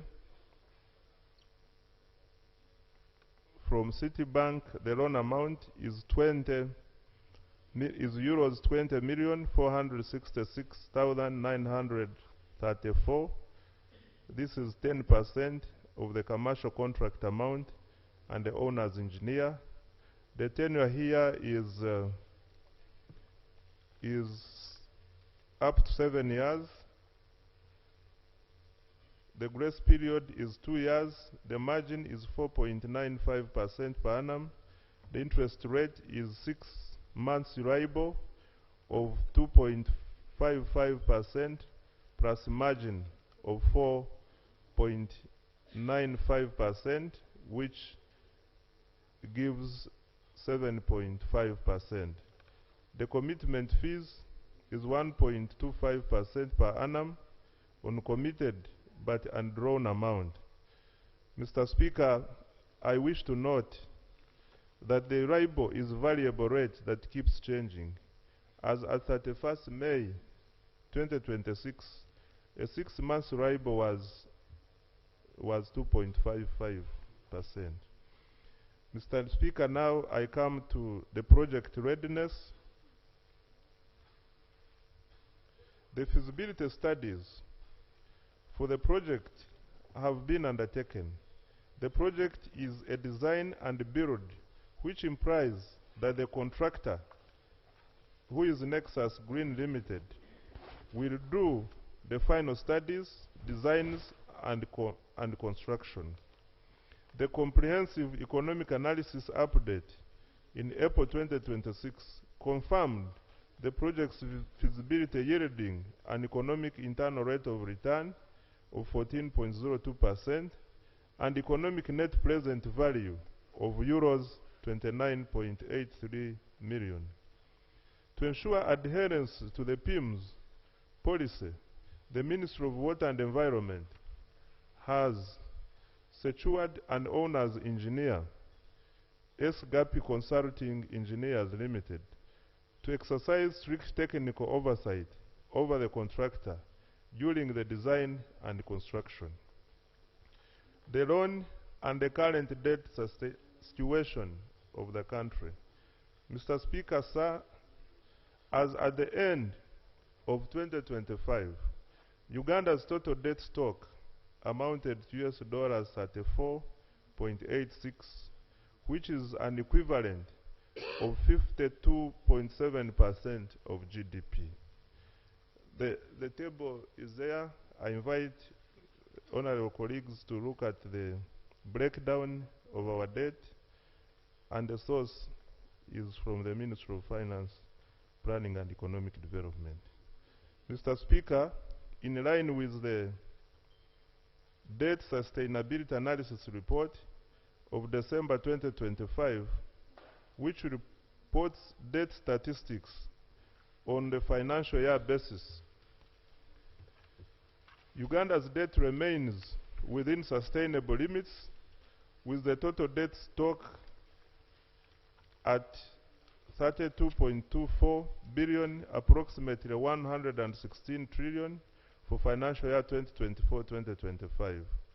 This comprises of US $15.46 billion, an equivalent of 55.6 trillion in external debt, and US $16.79 billion, an equivalent of 60.35 trillion in domestic debt. Public debt as a share of GDP is estimated at 50.86, aligning with the targets in the Charter of Fiscal Responsibility. This project is already included in our debt sustainability analysis and in the fiscal framework for the budget for financial year 2026-2027 and the medium-term fiscal framework. Consequently, this borrowing will not breach Uganda's long-term debt sustainability threshold. Mr. Speaker, I wish now to present to the House the measures we have to manage debt.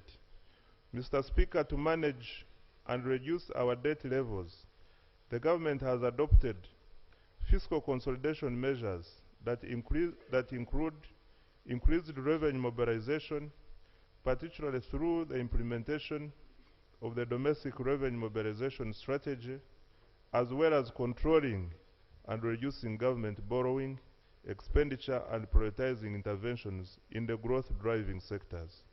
In addition, the government is implementing the Public Investment Management System policy and strategy, which aims to streamlining the preparation, appraisal, approval, management of all government projects, and ensuring that these projects are ready before being presented to Parliament. Mr. Speaker, I now come to other conditions attached to the loan. The other conditions, I think you can The refer other, members. they can, This is about documentation. Yes. Can you go to your conclusion? The rest can be members, you can look at them. Thank you, Right Honorable Speaker, with your guidance, I now come to the conclusion, and I wish to conclude as follows. In light of the above, I request Parliament to, 1, note the need to borrow up to euros 168,976,354 from the UKF and Citibank for the development of solar-powered irrigation systems project phase 2. 2, note the financing terms for the loan facilities of up to euro 168,976,354 from the UKF and Citibank for the development of solar-powered irrigation systems project phase 2. And 3, authorize the Minister responsible for finance to borrow up to euros 168,976,354 from UKF and Citibank for the development of solar-powered irrigation systems phase 2 project. Mr. Speaker, before I yield the floor, I wish to lay the accompanying documents as per the rules.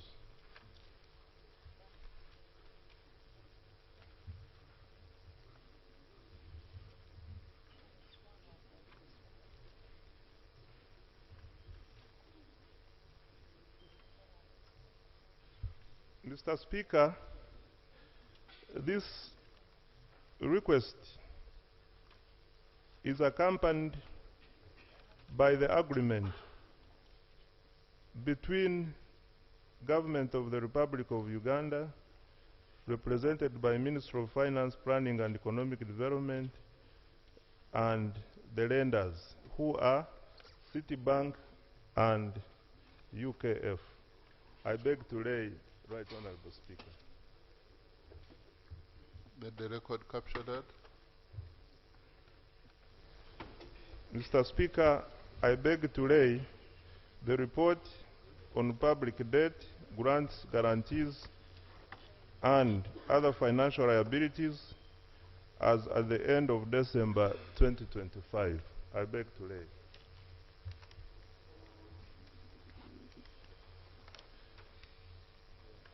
Right Honorable Speaker, I beg to lay on the table the performance of projects under the Ministry of Water and Environment from 2016 to 30th April 2025. I beg to lay. Let the record capture.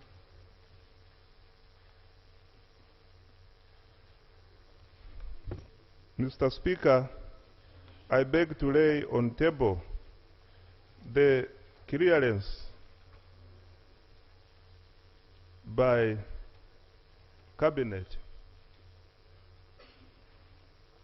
clearance by His Excellency the President on behalf of Cabinet, clearing the loan to proceed and clearing that Parliament goes ahead and considers the loan. And this letter is dated June 8th, 2026. I beg to lay. Let the record capture that. Mr. Speaker, I beg to lay on the table the feasibility report which was done for this project by Ministry of Water and Environment. I beg to lay.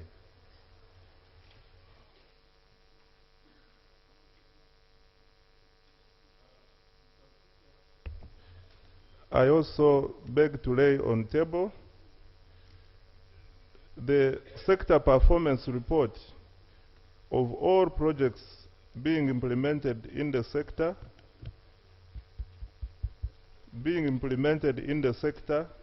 through externally financed resources, including grants, as at March 2026. I beg to lay. Mr. Speaker, I have also submitted in soft copy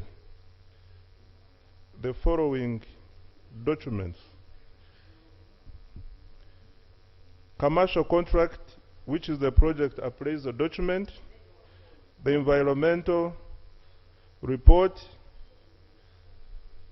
the procurement plan, the resettlement action plan, the project implementation plan, and the development committee approval for evidence of consistency with the national development plan.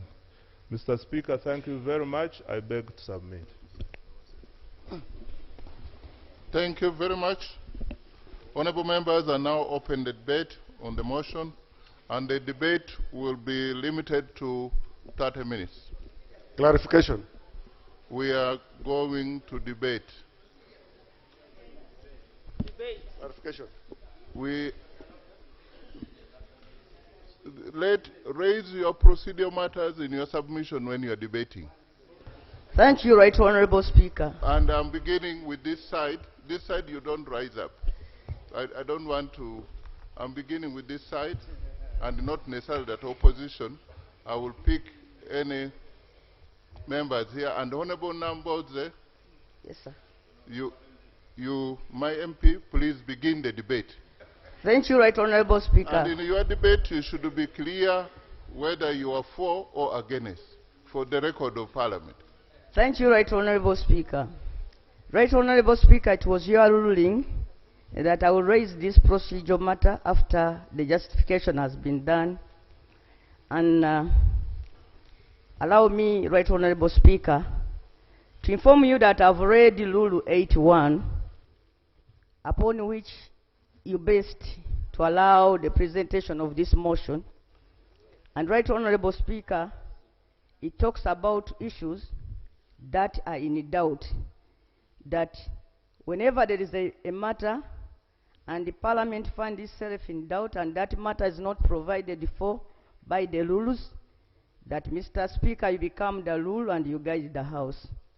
But I want to say, Mr. Speaker, that our rules of procedure. Restate your statement. Rule. I was summarizing the provisions of Rule 81. Everybody here has a rule. Your side, and we have the patience to read it together with you. Don't summarize. Rule 81 provides that in case of any doubt and for any question of procedure not provided in these rules, the Speaker shall decide, having regard to the practices of the House, the constitutional provisions, and the practices of other commonwealth parliaments, insofar as the practice may be applicable to the Parliament of Uganda. But I want to tell you, Mr. Speaker, that this particular matter is provided for under our Rule 159. So, Mr. Speaker, with your guidance, is it proper for a matter that is provided for in our rules of procedure to be handled under Rule 81? More so, Right Honorable Speaker, when the matter we are handling. Did you say Rule 159? 162, Right Honorable Speaker. If you allow me to read also.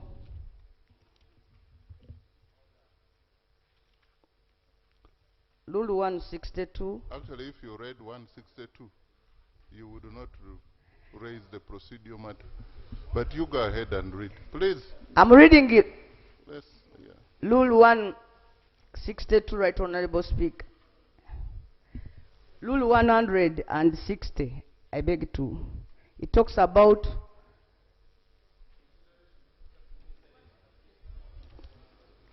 it is 162. The Speaker shall commit the proposal to loans or guarantee request to the Committee of National Economy and to the relevant sectoral committee under which the subject matter of request follows. That is Rule 162.2 and all the other rules that follow there under Right Honorable Speaker. Right Honorable Speaker, the issue we are handling touches Article 159 of the Constitution, powers of government to borrow or lend. And, Mr. Speaker, if we are to go without a committee, or we are to disregard some of the provisions, are we also suspending the provisions of the Constitution as provided for under Article 159? Right Honorable Speaker, I beg that you guide me, not that I don't support the loan, but because this loan is so important to us, I would like to have it processed under our rules of procedure and under the Constitution of Uganda. Right Honorable Speaker, I beg for your guidance. Thank you very much, and let me do this again. Please sit down. I did this at the beginning. I'm very much alive to 162. And when you read 162, it talks about shall it's mandatory.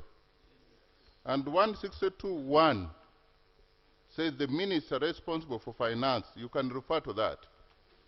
And then 2 mandates me that I would directly refer the matter to the National Committee of National Economy. Is it there? So, since it's not there, I went to Rule 8. The framers of these rules never envisaged the situation. Please, don't intimidate me by standing. Never envisaged the situation that at the beginning of the Parliament, before all the committees are constituted, that we shall have a very urgent, relevant, important motion, request for loan, like this one.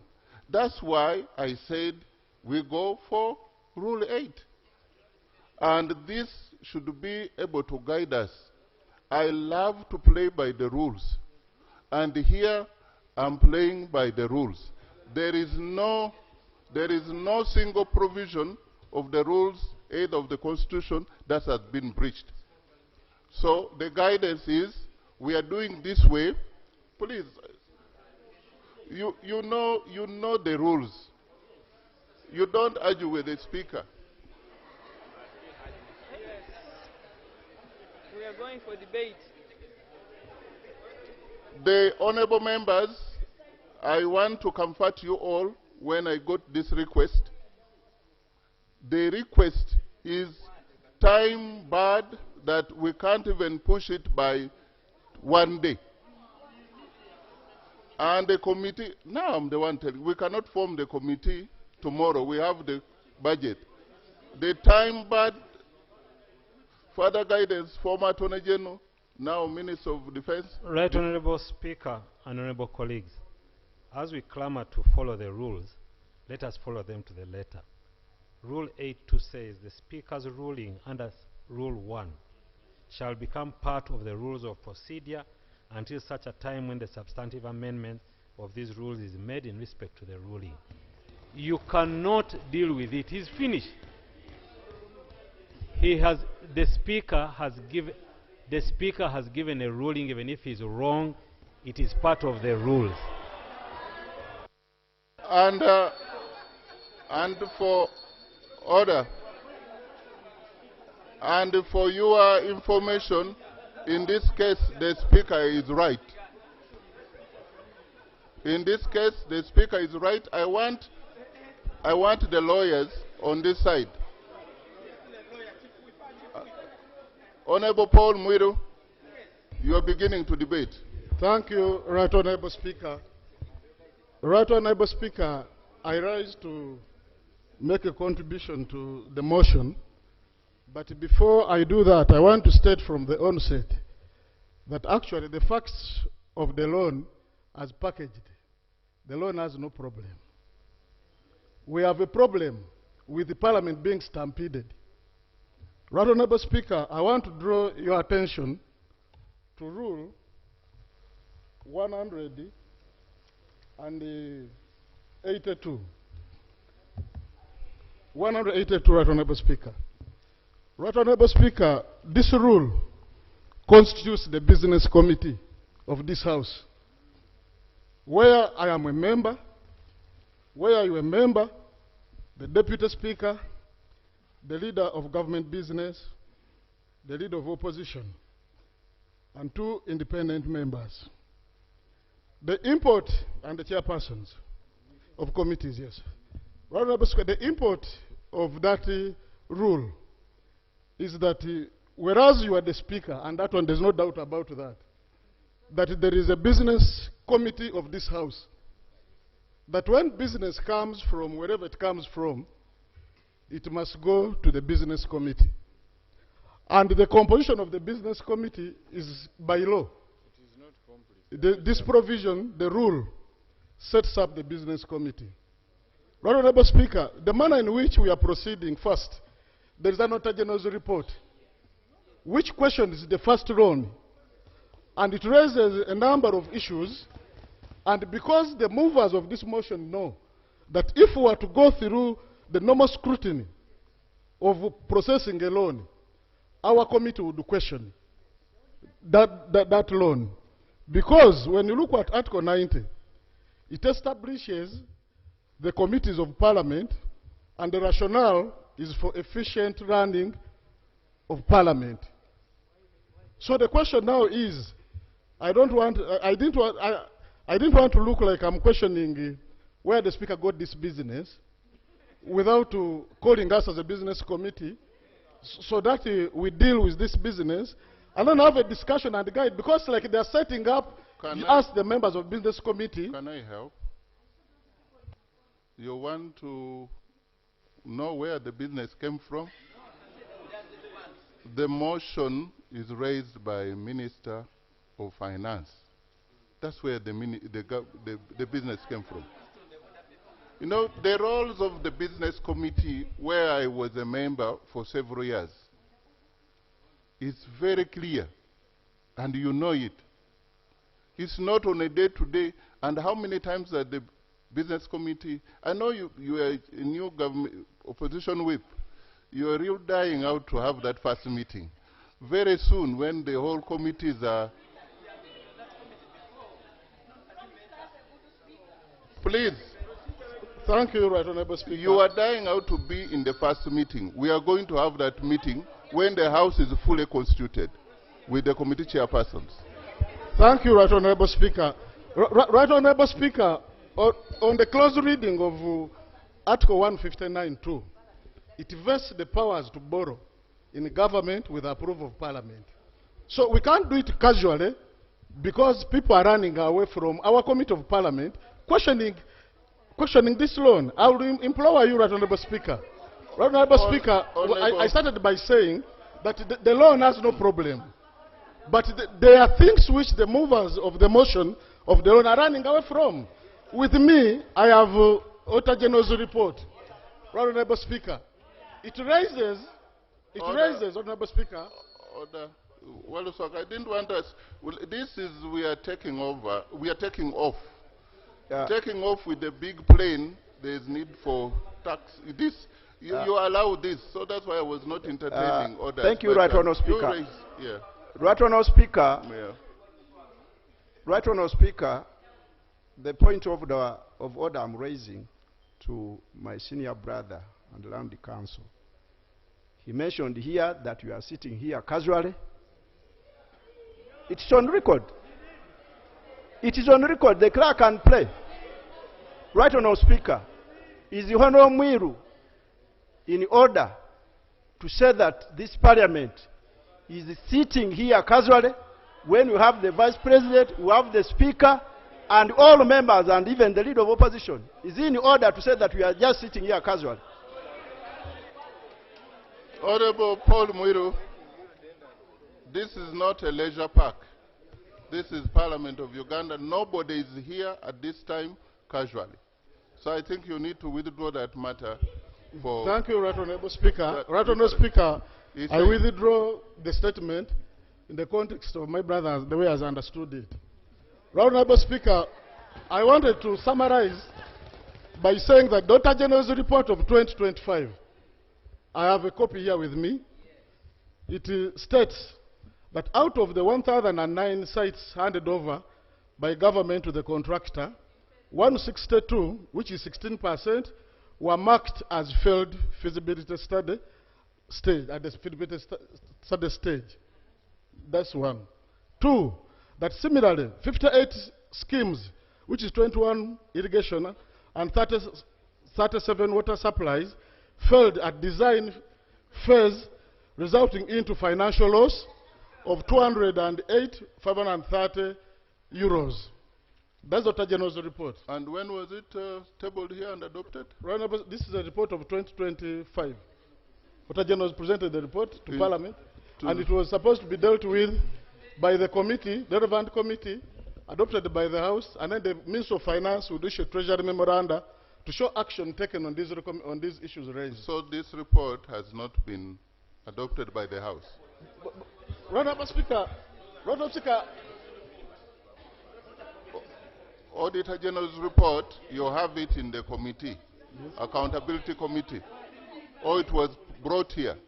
Right Honorable Speaker, as I took oath to defend the Constitution... Clerk, can you establish when it was adopted here? Right Honorable Speaker, Dr. General's report is a public document. It is raising a red flag. Honorable Speaker, you need to get me right. I said I have no problem. Personally, I'm a farmer, and I want to take benefit of this loan. But what the movers, the technical people are doing, it is to stampede the Parliament, so there's no scrutiny over the loan.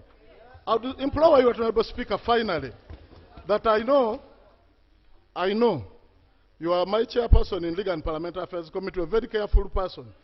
And I think they're just stampeding you, making us to give us more of the same.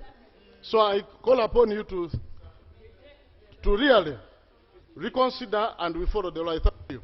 Thank you for the debate, and I believe government side you are listening to the issues being raised. That is a healthy debate. Please continue to raise such issues. It will help us.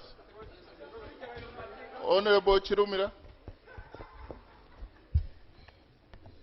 Thank you, Right Honorable Speaker. Right Honorable Speaker, given our budget constraints as a country, we have to borrow. But we have to borrow right and smart. Right Honorable Speaker, this particular loan is completely unconcessional, contrary to the laws of the land. Right Honorable Speaker, the Public Investment Financing Strategy 2022 maps financing options. On page 32 and on page 37, it is very categorical on programs we must borrow and the source of funding. This particular project, Right Honorable Speaker, under environment, climate change, land and water management, it states that we must borrow concessionally from grants, concessional loans and government revenue. This particular loan, Right Honorable Speaker, from UKEF and City banks are commercial loans, very expensive loans. If you look at the terms and the conditions of these loans, Right Honorable Speaker, they are equal to those of money lenders. Right Honorable Speaker and honorable colleagues, this project we are borrowing for is one of the worst performing projects. In phase 1 of its implementation, many projects were incomplete, and as we speak now, it is redundant. There is no productivity from those projects. Right Honorable Speaker,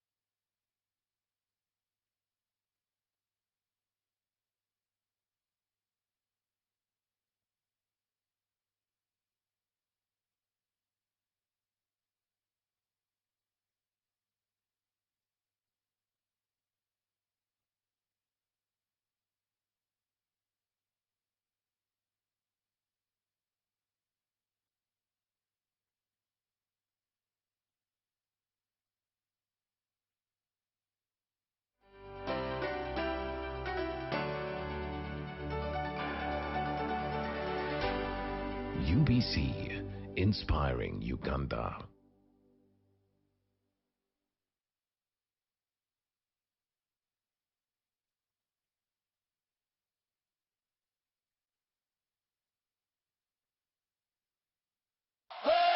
The World Football Spectacle is here! From the vibrant cities of Canada, the passion of Mexico, and the grand stages of the United States, the FIFA World Cup 2026 is set to ignite the planet.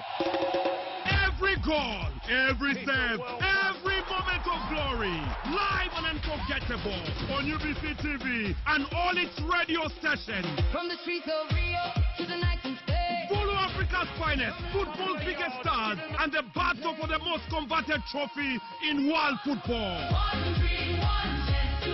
Where legends rise, dreams come alive, and history is made. UBC is the home of the FIFA World Cup 2026.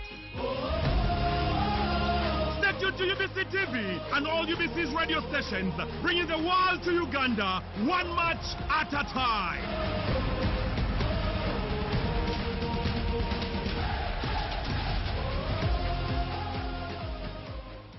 Every Wednesday, live in our studios in the heart of Kampala. We have to change the political culture in this country, really.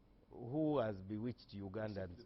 I want to assure you, as government, we shall do whatever it takes to ensure that Ugandans are safe. We have conversations that have analysis, explanation. This law society, this union of theirs, because they want a job everywhere, they want to be this, they want to be that, they want... No. We know it's a union. You cannot be making a road, bitumen. Without looking at this agreement. The agreement has been laid now by the Minister of Finance. No one here. And, Right Honorable Speaker, let it be on record that me have declined, and the 12th Parliament has started from where the 11th Parliament was, passing loans without looking at the document, without looking at the various agreements. None of us has. Honorable Masaba. Yes. You speak for yourself that you've not looked. No, they have just been laid right now. Right, Honorable Speaker? No, I have information that most of this is... I am quite patient, but patient enough to follow a debate, and a good debate. Honorable Masaba, some of these documents were uploaded. Some. Now, what can we have? Let him conclude his statement. He was raising something very pertinent, to the effect that there are some documents which are not listed. Yes. Not Right on submitted. above stated the documents, and the documents that have been laid. I have an iPad. I've been looking at the iPad. The agreement is not there. Let the clerk show us, or let the clerk give you, and you show me on the iPad where this agreement is. It's nowhere to be seen. So let us agree that as a 12th Parliament we are passing this, because you've said you cannot even push it for a day. Let's agree that we are passing this, and we are confirming to the public that as Parliament we pass loans without understanding them, without looking at the terms and conditions that are in the... Because the Minister's justification, this is not a contract. Honorable Masaba, I don't want to interrupt you. Yes. But when you say what is in the agreement was reproduced in the statement of the Minister, what makes an agreement are terms and conditions. You've not looked at the terms and conditions of this law? That is why I've stated documents like the loan repayment, there are things that are... That is why I'm stating that. You've not seen... The Minister's submission is 17 pages. The agreement alone could be about 300 pages. I don't know, I've seen a big document like this. So, some of us are interested in reading the details. They said the devil is in the details. Okay. So, us passing You want alone the by details. Minister's justification, Right Honourable Speaker, I believe it's not right. And as Parliament, my humble request, if permitted, I move a motion under Rule 61 that you give us time, you suspend House or adjourn House, and give us some time. We could come back at 2 after looking at some of those documents. No, I'm moving a motion without notice. A motion without notice under Rule 61. First, can So- revise on that one. Can we have Honorable Sinas? Right Honorable, I've moved a motion which I think you need to put up for question, because we need to see who will vote to pass a loan without agreeing, without reading the agreement, and who, we do not just need to pass these loans the way they are. We want to understand them. The motion is seconded? Yes. Do you want me to put a question? Right Honorable, you put a question and we vote on it and see who will support to pass a loan without reading the agreement, who just wants to pass money. Like, I don't think that the way you are saying, you're blackmailing. Hello, can we get members sit down? Right Honorable, I'm stating facts, I'm not black. Can you sit down? Most of us have been a member here, and I thought I was a good member. I agree with you, Honorable Masaba, as far as you can say that you've not read all the details. And even if some of you are given 10 hours, still the details. What I need to appeal to you is that the details of the loan, the silent details of the loan, are captured in the motion. You cannot read the whole document and ignore the terms and conditions of the loan. This House would be at a loss if we approved the loan without knowing what are the terms and conditions. That is the preoccupation of this House. So for you to say, I want to put a motion that those who will read, who will pass the loan without reading, is like, yeah. Honorable Sinas? Thank you very much, Right Honorable Speaker.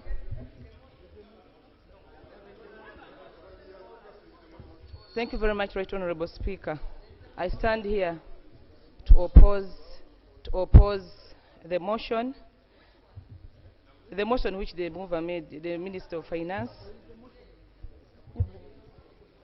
under Rule 67. You have 2 minutes. Right Honorable Speaker, under Rule 67, yeah.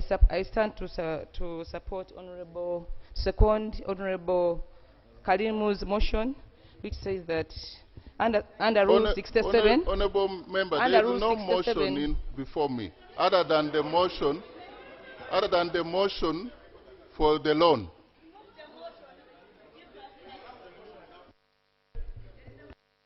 The motion raised by Honorable Karim Masaba, Right Honorable, under Rule 67, which says a motion for adjournment of debate. A member who wishes to postpone to some future date further discussion of a question which has been proposed from the chair may move a motion. Right Honorable Chair, I stand to support the motion that we close this debate to borrow, the matter be adjourned.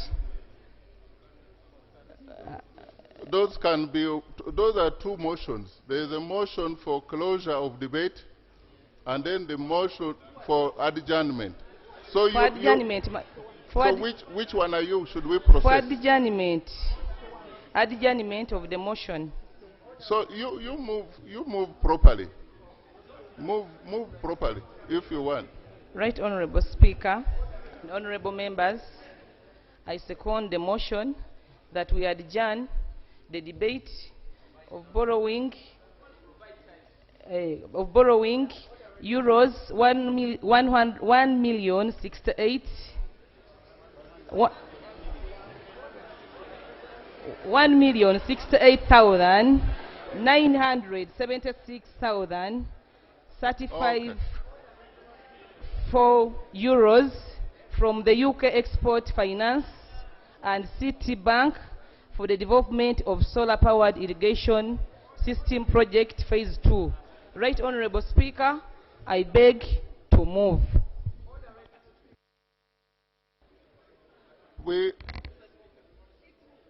Please, Honorable Betty, please be kind to yourself and to myself. And please, do we want to have a parliament that we can be proud of? Do we to follow the rules. And this is what we are doing. When you follow the rules, you allow the rules to speak louder than you. You cite one rule, and everybody is disarmed. But here, when you go in circumventing, you become something else. I want to be a speaker of a parliament where when a member gets to speak, he cites the rule. I will be proud of that, to make that ruling. And now I had decided that we do this side, but seems like from what is going on, let me get now this side. Or I should dispose of. Let me dispose of the motion put by Honorable Who, that we should not continue to. You are not even following a motion. Please, don't push me to the wall. I want to be a very good speaker of very good members of parliament. Because a good speaker makes good members of parliament. But also good members of parliament make a good speaker. So when you will get to know me, when we play along, you will get to know me. And this one has come too early to test us. Let's do this, and we do it very well. So I want to put a question to the motion moved by Honorable Masaba Karim, that we should suspend debating on this matter. And so those in favor of that motion, say aye. To the contrary, say nay. The nays have it. So we continue with the motion for the borrowing, and the nays, I said the nays have it. I said the nays have it. For the record, the nays have it. The nays were louder. Unless you want to. Please, can we get seated? Let me go this side. Honorable Speaker, my name is Julius Nachi. I'm a member of parliament for Budadiri East. Honorable Julius. In Sirongo district. I'm contributing to this debate. Okay. Now, Honorable Speaker, please. Why do we need to borrow? Please, One. Please, let's allow the speaker to pick you. There will be no difference between the Malwa group and the parliament if everybody speaks. For now, you are forgiven. This is my first time, of course, in parliament, so I've known the rules now. I'm supporting the motion moved by the Minister of Finance. Why? I need to add the justification to what he moved. You see, I've been reading the budget of Uganda. 44 trillion is what we are going to raise from our domestic revenue, URA. 1.4 is from oil revenue, making it 45.4 trillion. Now, that money that we collect as the Pearl of Africa, it can only fund two things. One, paying our debt, 33.6 trillion, and two, Ministry of Defense, 10.2 trillion. Meaning, all of us here as a country, we can only fund two items of our budget.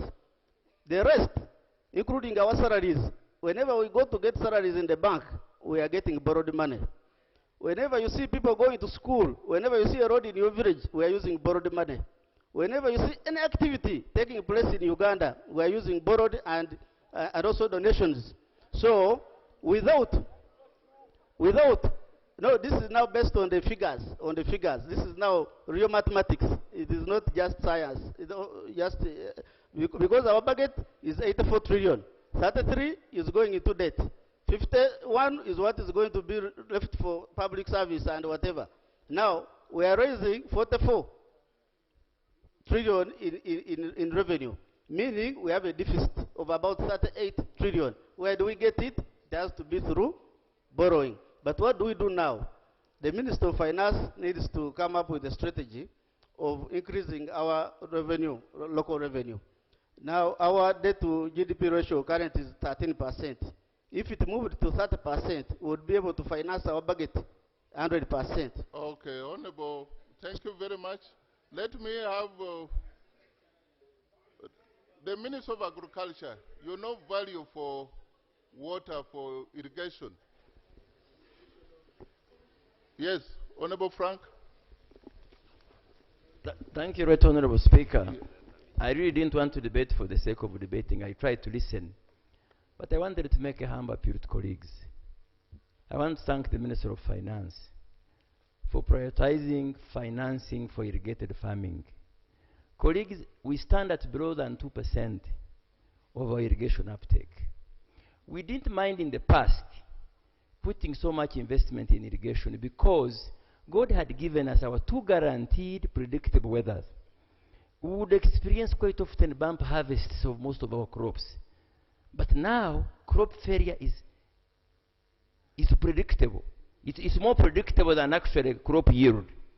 So I hear the issues of colleagues, the procedural concerns, the need for scrutiny. I appeal to you to make an exception, prioritize, and pass a loan that is going to support smallholder farmers, because the 10 to 20 acres are for smallholder farmers who are not able to borrow money from UDB or ACF to invest in massive irrigation systems. This is mainly to support the smallholder farmers that vote most of you and myself inclusive. So I beg to appeal to you colleagues, just for now, I will take it after.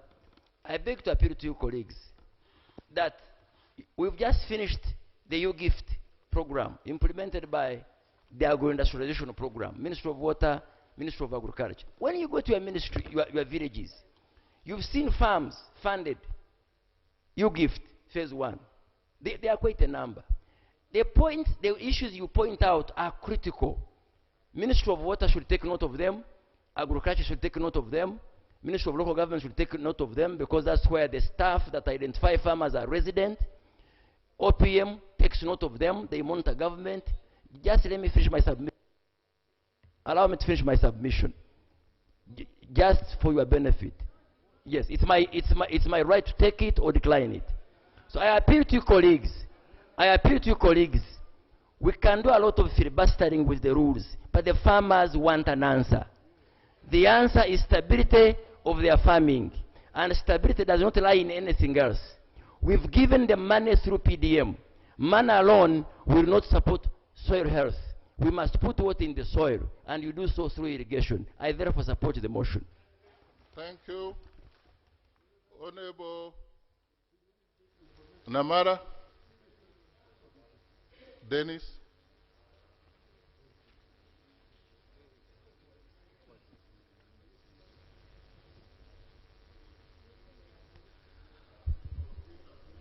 Thank you so This much. way and, yeah.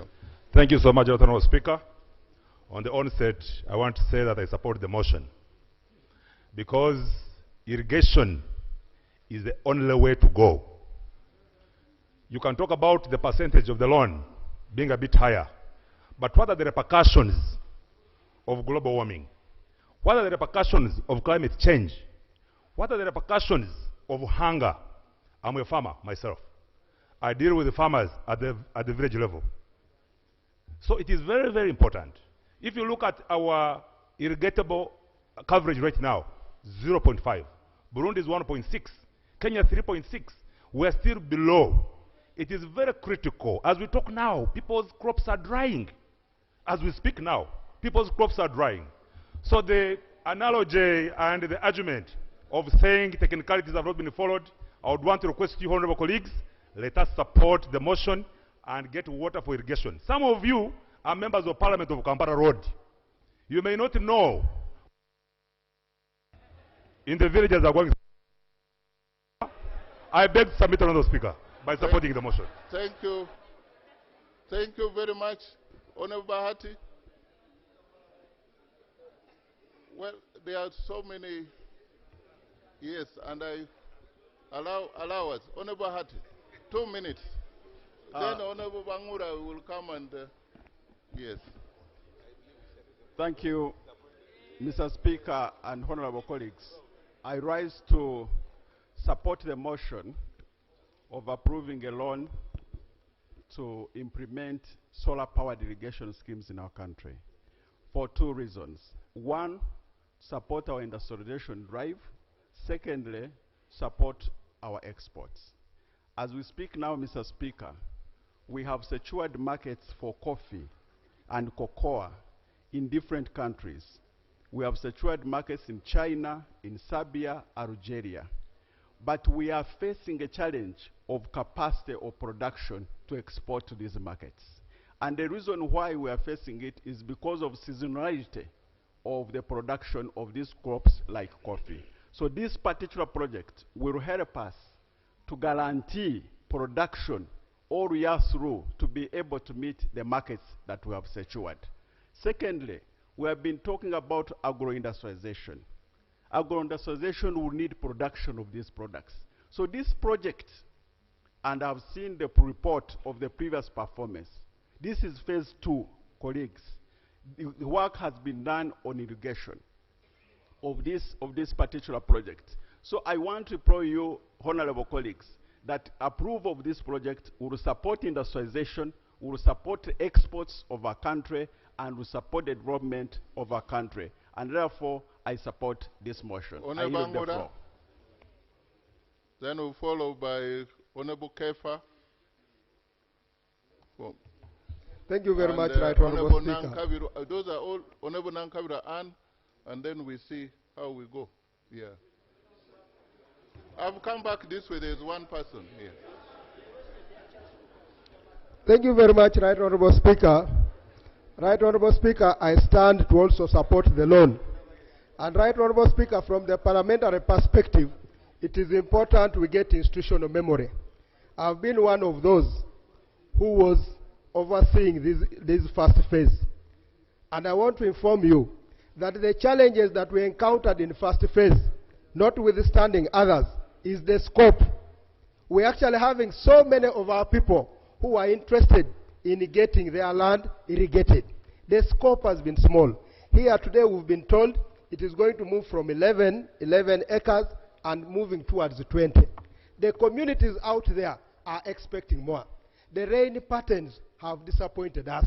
It is high time we stood as a house, supported this loan such that we can improve on the livelihoods of our people. I also want, Right Honorable Speaker, to request that this time the Ministry of Water, through the contractor, I mean through the consultant, should supervise the contractor for us to achieve timelines in terms of delivery. The other loan could have had its own problems of a bit of delays here and there, but it is high time we moved. We are moving from 434 irrigation schemes in the last ones of phase 1. We are now coming to 427.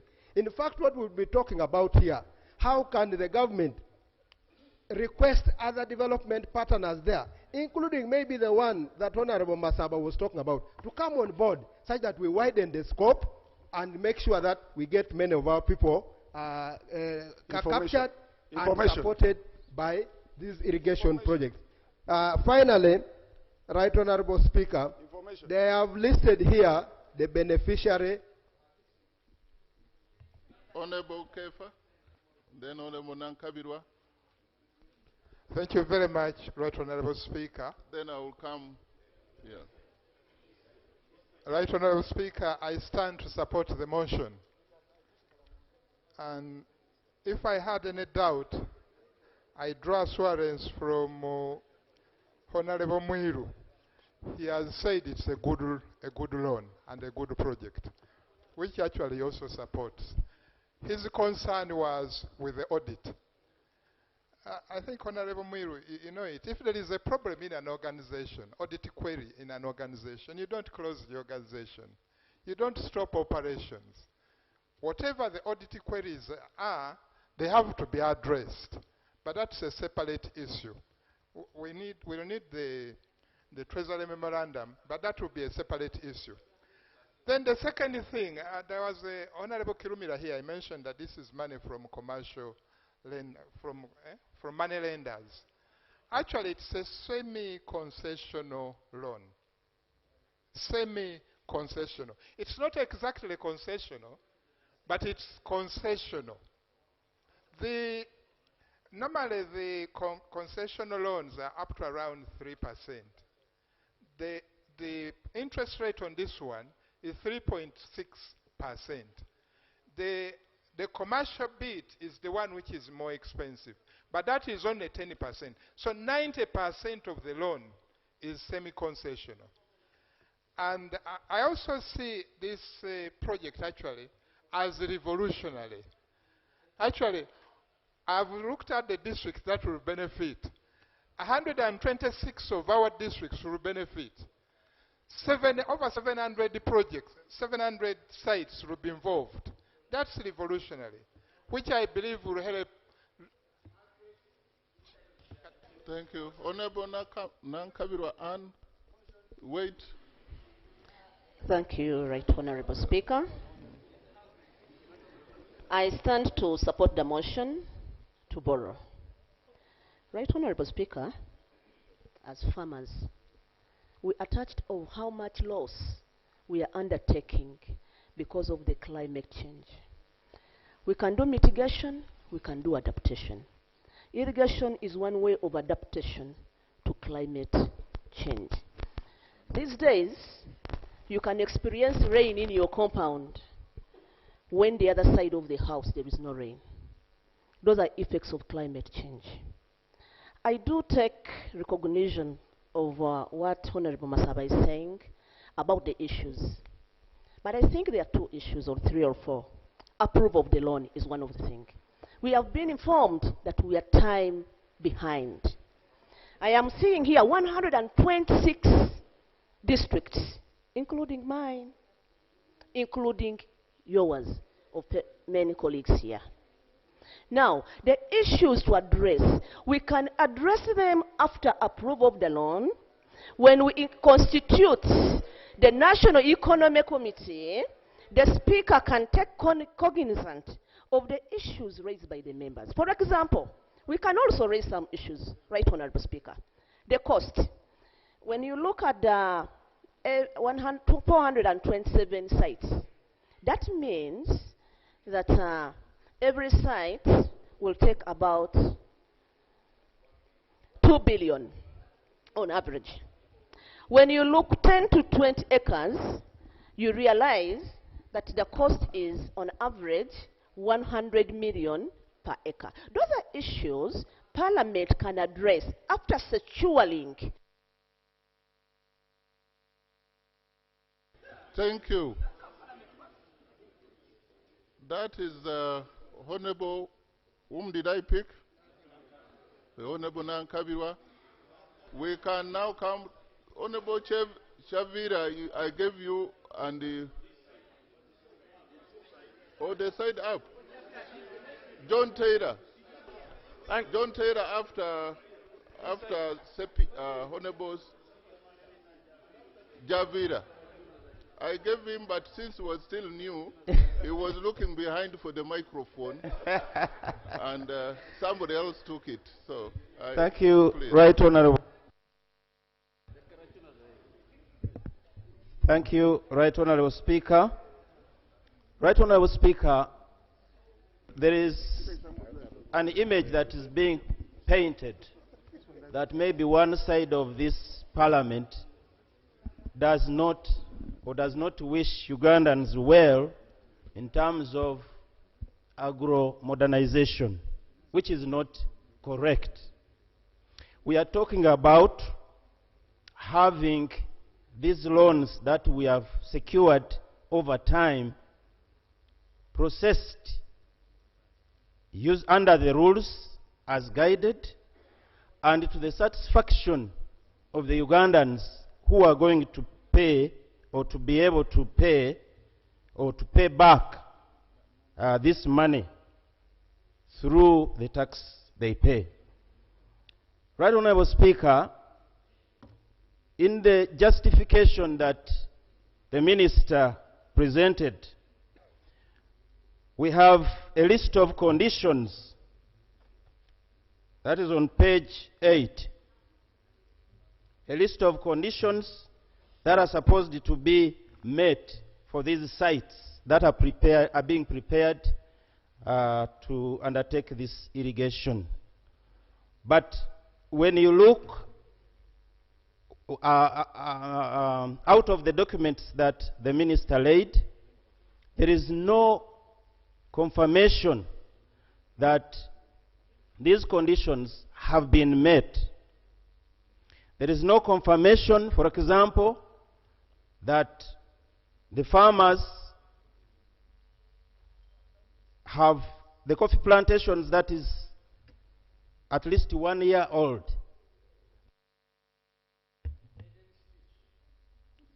I know that is a maiden speech, but these conditions will be in the criteria for selecting beneficiaries. Right, not Speaker. For the loan now, but right, but you have, yeah. Give him 1 minute to conclude. He started quite well. Is it maiden?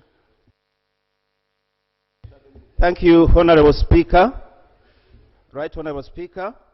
What I'm saying is that it is very bad that we first fight to get money, bring it in Uganda, then we start evaluating the activities that this money is going to be used for. I would propose that for better utilization of these loans, we first have all these conditions met, and then we start on the acquisition of the loans. Otherwise, it now just adds on the loans, the unperforming loans that we have accumulated over time, yet the interest keeps accumulating, and the Ugandans are suffering with these loans and interest. Thank you. Is the Shadow Minister of Finance, Honorable John Taylor? Thank you, Right Honorable. Yes, I'm this way now. This way, don't stand up again for now.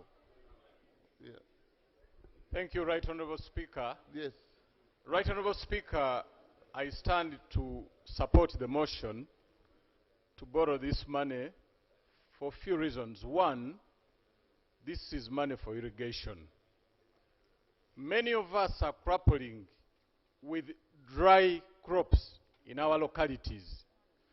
The highest percentage of betrayal to our people is to deny them an opportunity to irrigate, while we hide under technicalities. These are issues which we have discussed, and we keep on getting better every day. This project that we are talking about is at its phase 2.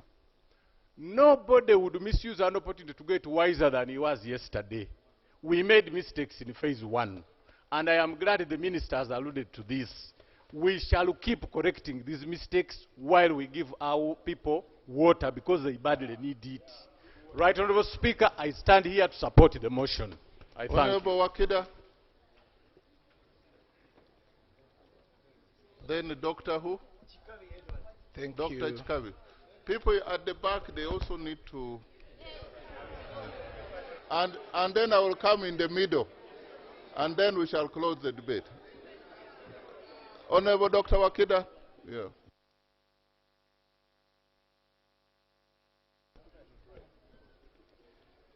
I listened to one of my colleagues, and he raised an issue that needed information. In economics, when we refer to concessional, we have 3 levels. And that is the price, which he emphasized here, the terms of borrowing, which he did not emphasize. I want to clarify to my colleagues that this loan is good in terms of terms. It is good in terms of price. And it's also good for the country.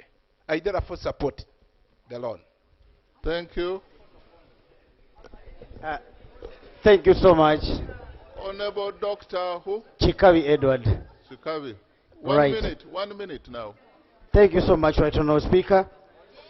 I'm profoundly honored and exceedingly humbled to have been granted this opportunity, more so when it is my maiden speech in this august house.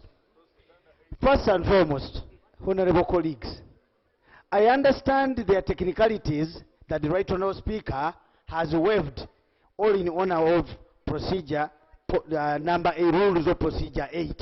But we should remember, honestly, we are working tooth and nail to raise the economy of this country. And that's why we are saying, even in our theme, the operational theme, protecting the gains as we strive to make that particular stride into the high middle income status. Honestly speaking, look at the coverage of this loan once obtained. How many districts? Case in point, Changwanz, we are having 3 of such systems that are going to be constructed. My neighbors, Chiboga, are going to have 2. And actually, the situation on the ground is that 98% of our produce is affected, more so in areas of coffee. The worst disservice we shall do to Ugandans is us hiding behind the technicalities, and we fail to snatch this opportunity by its own horns. Pursue me. Thank you so much, Honorable Speaker. I beg to submit. Thank you. I have to balance also the independence.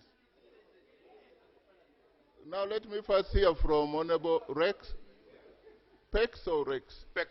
Pex. Thank you, Honorable Speaker. My name is Peter Pex Pahak. I'm a member of Parliament for the North East constituency in Kabong district. I stand here to support the loan, the motion to borrow this money. But I also want to request Minister of Finance to remind themselves that Karamoja is the most driest place in this country. And there's no single district in that list from Karamoja. As we speak now, the whole place is dry, their crops are drying. I thought that is the area that requires irrigation more than some of these areas. As we speak now, Where is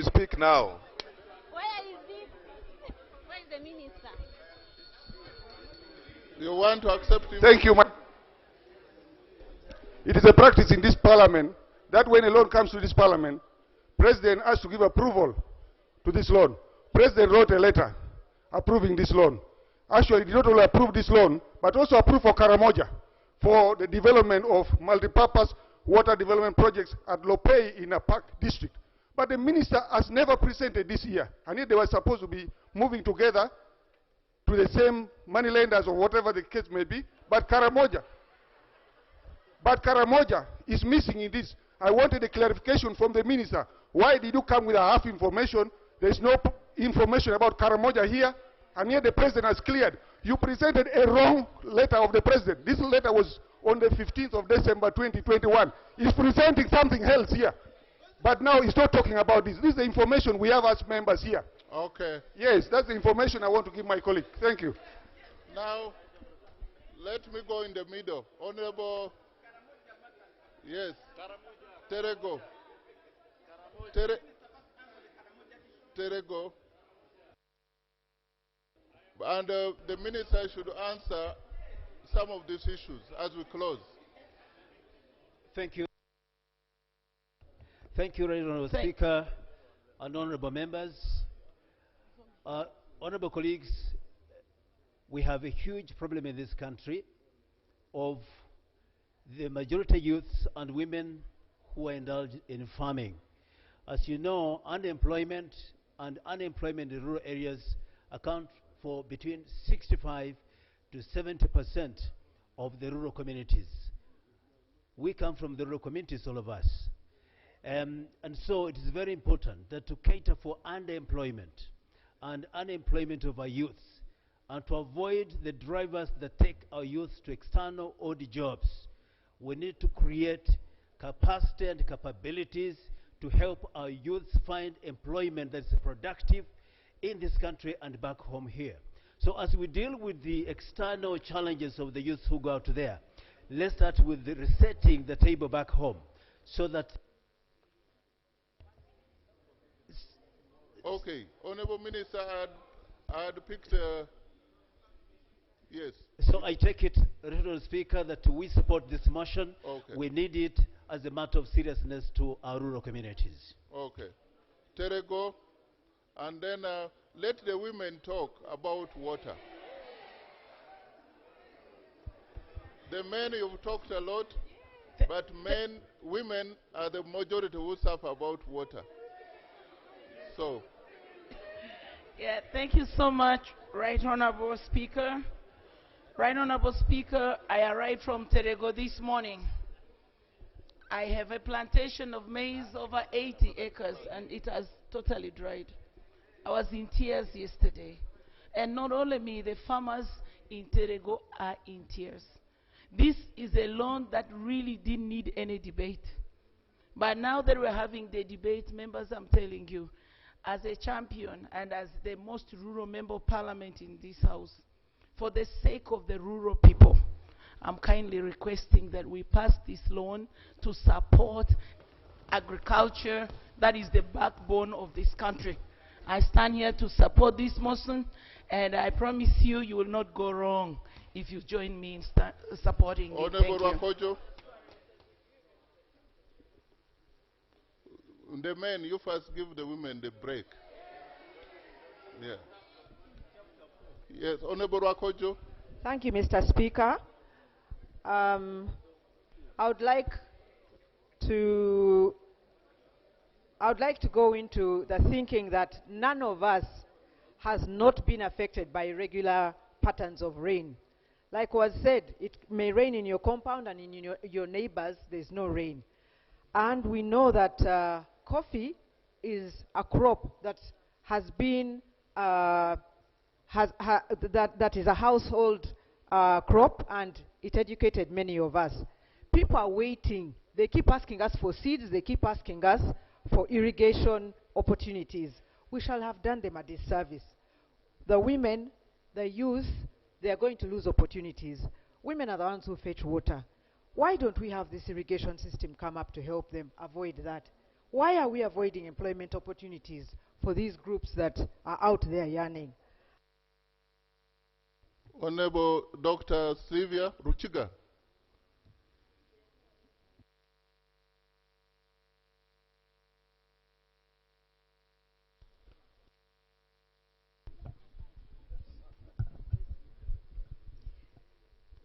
Thank you, Right Honorable Speaker. I stand here in support of the borrowing. Colleagues, we have just come from the State of Nation address, where the importance of commercial agriculture was well elaborated to all of us by His Excellency, and we are required to go back to our constituencies and districts and support this call for everybody to go into commercial agriculture as much as possible. So if we are going to achieve and make a step in that direction, we cannot fail to support this loan, because it is one of the ingredients for us to prosper as far as commercial agriculture is concerned. PDM money is out there.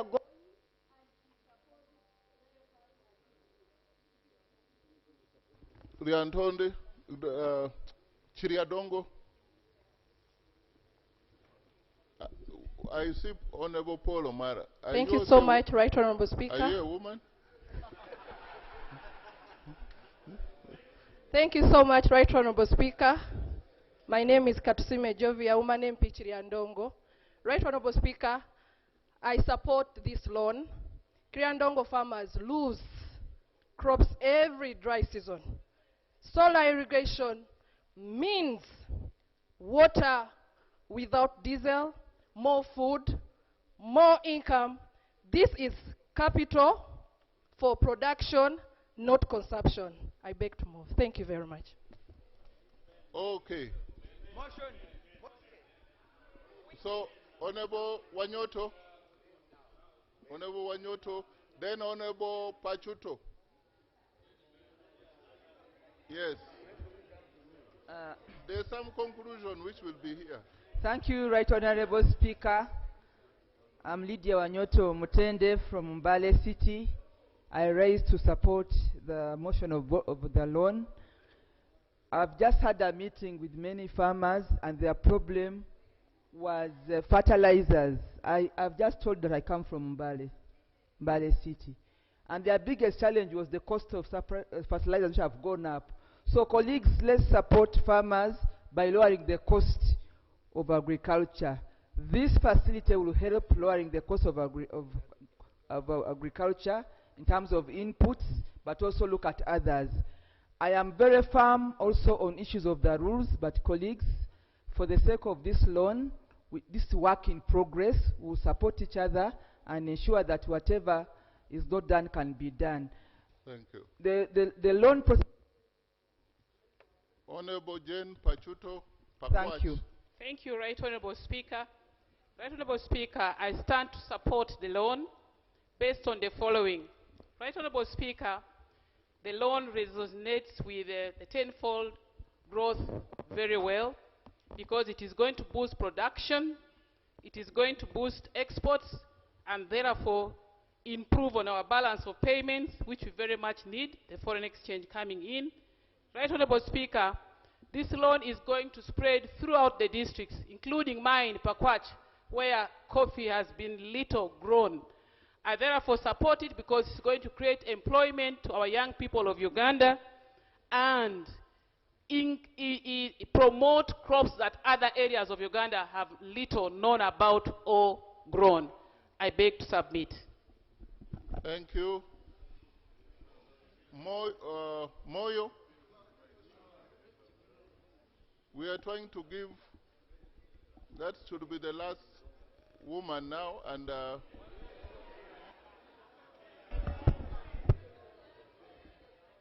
okay. You know that okay. Moyo. Thank you, Right Honorable Speaker. Chandia Bernadette Kodili, Woman Member of Parliament, Moyo District. I stand here to support the motion to take this loan. My reservations will only be with a criteria. Here I see that we are looking at areas that occupy about 10 to 20 acres.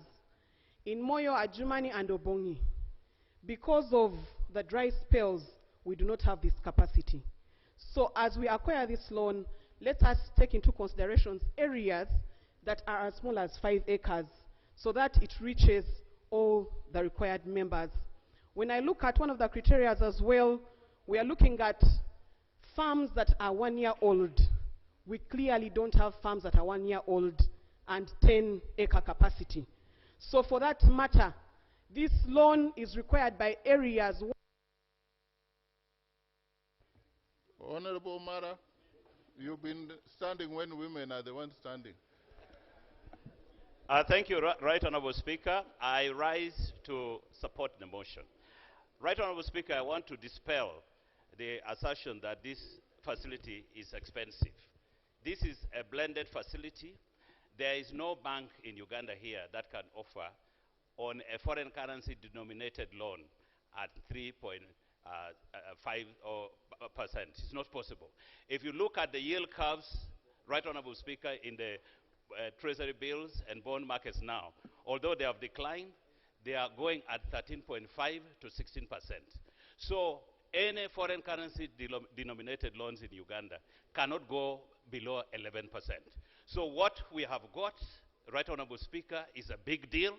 It's something that we must grab and make the best use of it. I submit. Honorable Namere.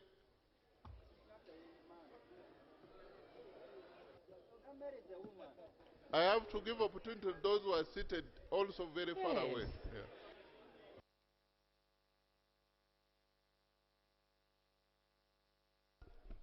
Thank you, Right Honorable Speaker. Honorable members, please bear with me. I am the woman representative of the Agricultural City. Thank you, Right Honorable members, for your kind understanding and consideration. Thank you, Right Honorable Speaker. I am Namere Justin Soboga, woman MP, Masaka City, representing the wonderful people of Masaka City.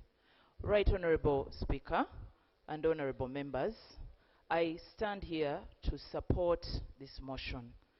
Farmers are living a real nightmare because of climate change challenges. Right Honorable members, I'm giving you the reality from the ground, from an area where millions of lives survive on farming.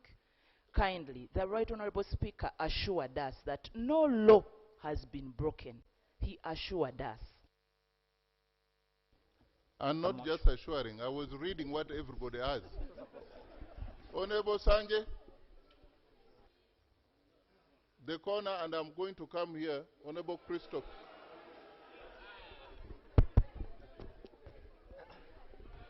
Thank you, Right Honorable Speaker. In my maiden speech, I stand to support the loan. I feel it is a favorable time to borrow, given the country has a stable inflation rate and stable exchange rate, which adds as a benefit. With 66.7 billion in average revenue within 10 years, we will surpass the principal amount we are borrowing. So it will be beneficial, it will improve the local economy, and us, as Tororo, we are looking for a cash crop. So with this and coffee, it will benefit the people of Tororo. Thank you very much. You are hearing from businessmen and technocrats. Honorable Christopher.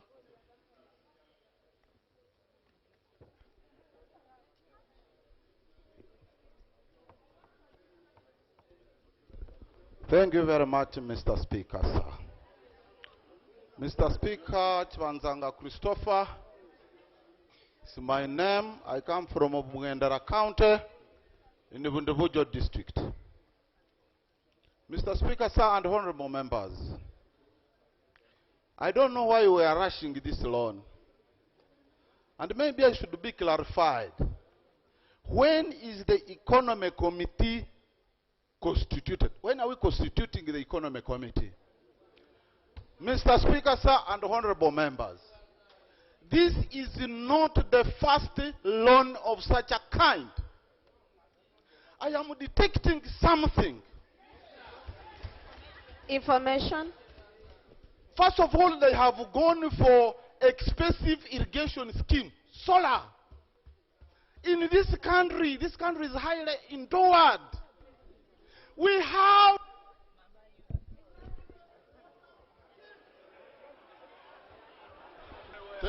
gravity water schemes, which is a bit cheap. You have. If we pass this bill, I can assure you we are sleeping on job. Information. Information. The country is bleeding from corruption. Information. Let us scrutinize the papers and see what. Thank you. Honorable Waluswaka.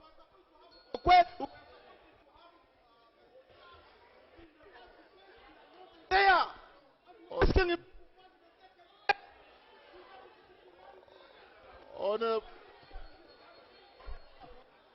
Honorable Waluswaka. Thank you, Right Honourable Speaker. Right Honourable Speaker, I stand here to second the borrowing, but with an amendment. As someone who studied engineering, we have engineers in the Ministry of Works and also in Uganda who are doing less or less employed. And the minister is bringing a consultant. Right Honourable Speaker, the engineers are there, they have no work, the contractor is going to design, then they bring a consultant to supervise. I want to request honourable members that we approve the loan, but the consultancy fee here goes to the Ministry of Water. You can even give this to UIPE. They can handle instead of taking that money. Information. Finally, Right Honourable Speaker, I know some members, we may be disgruntled, maybe we missed out somewhere. Honourable But let us be information. honest. Thank you very much. Thank you. Why And Honorable back there, Honorable, that is Chivaleo.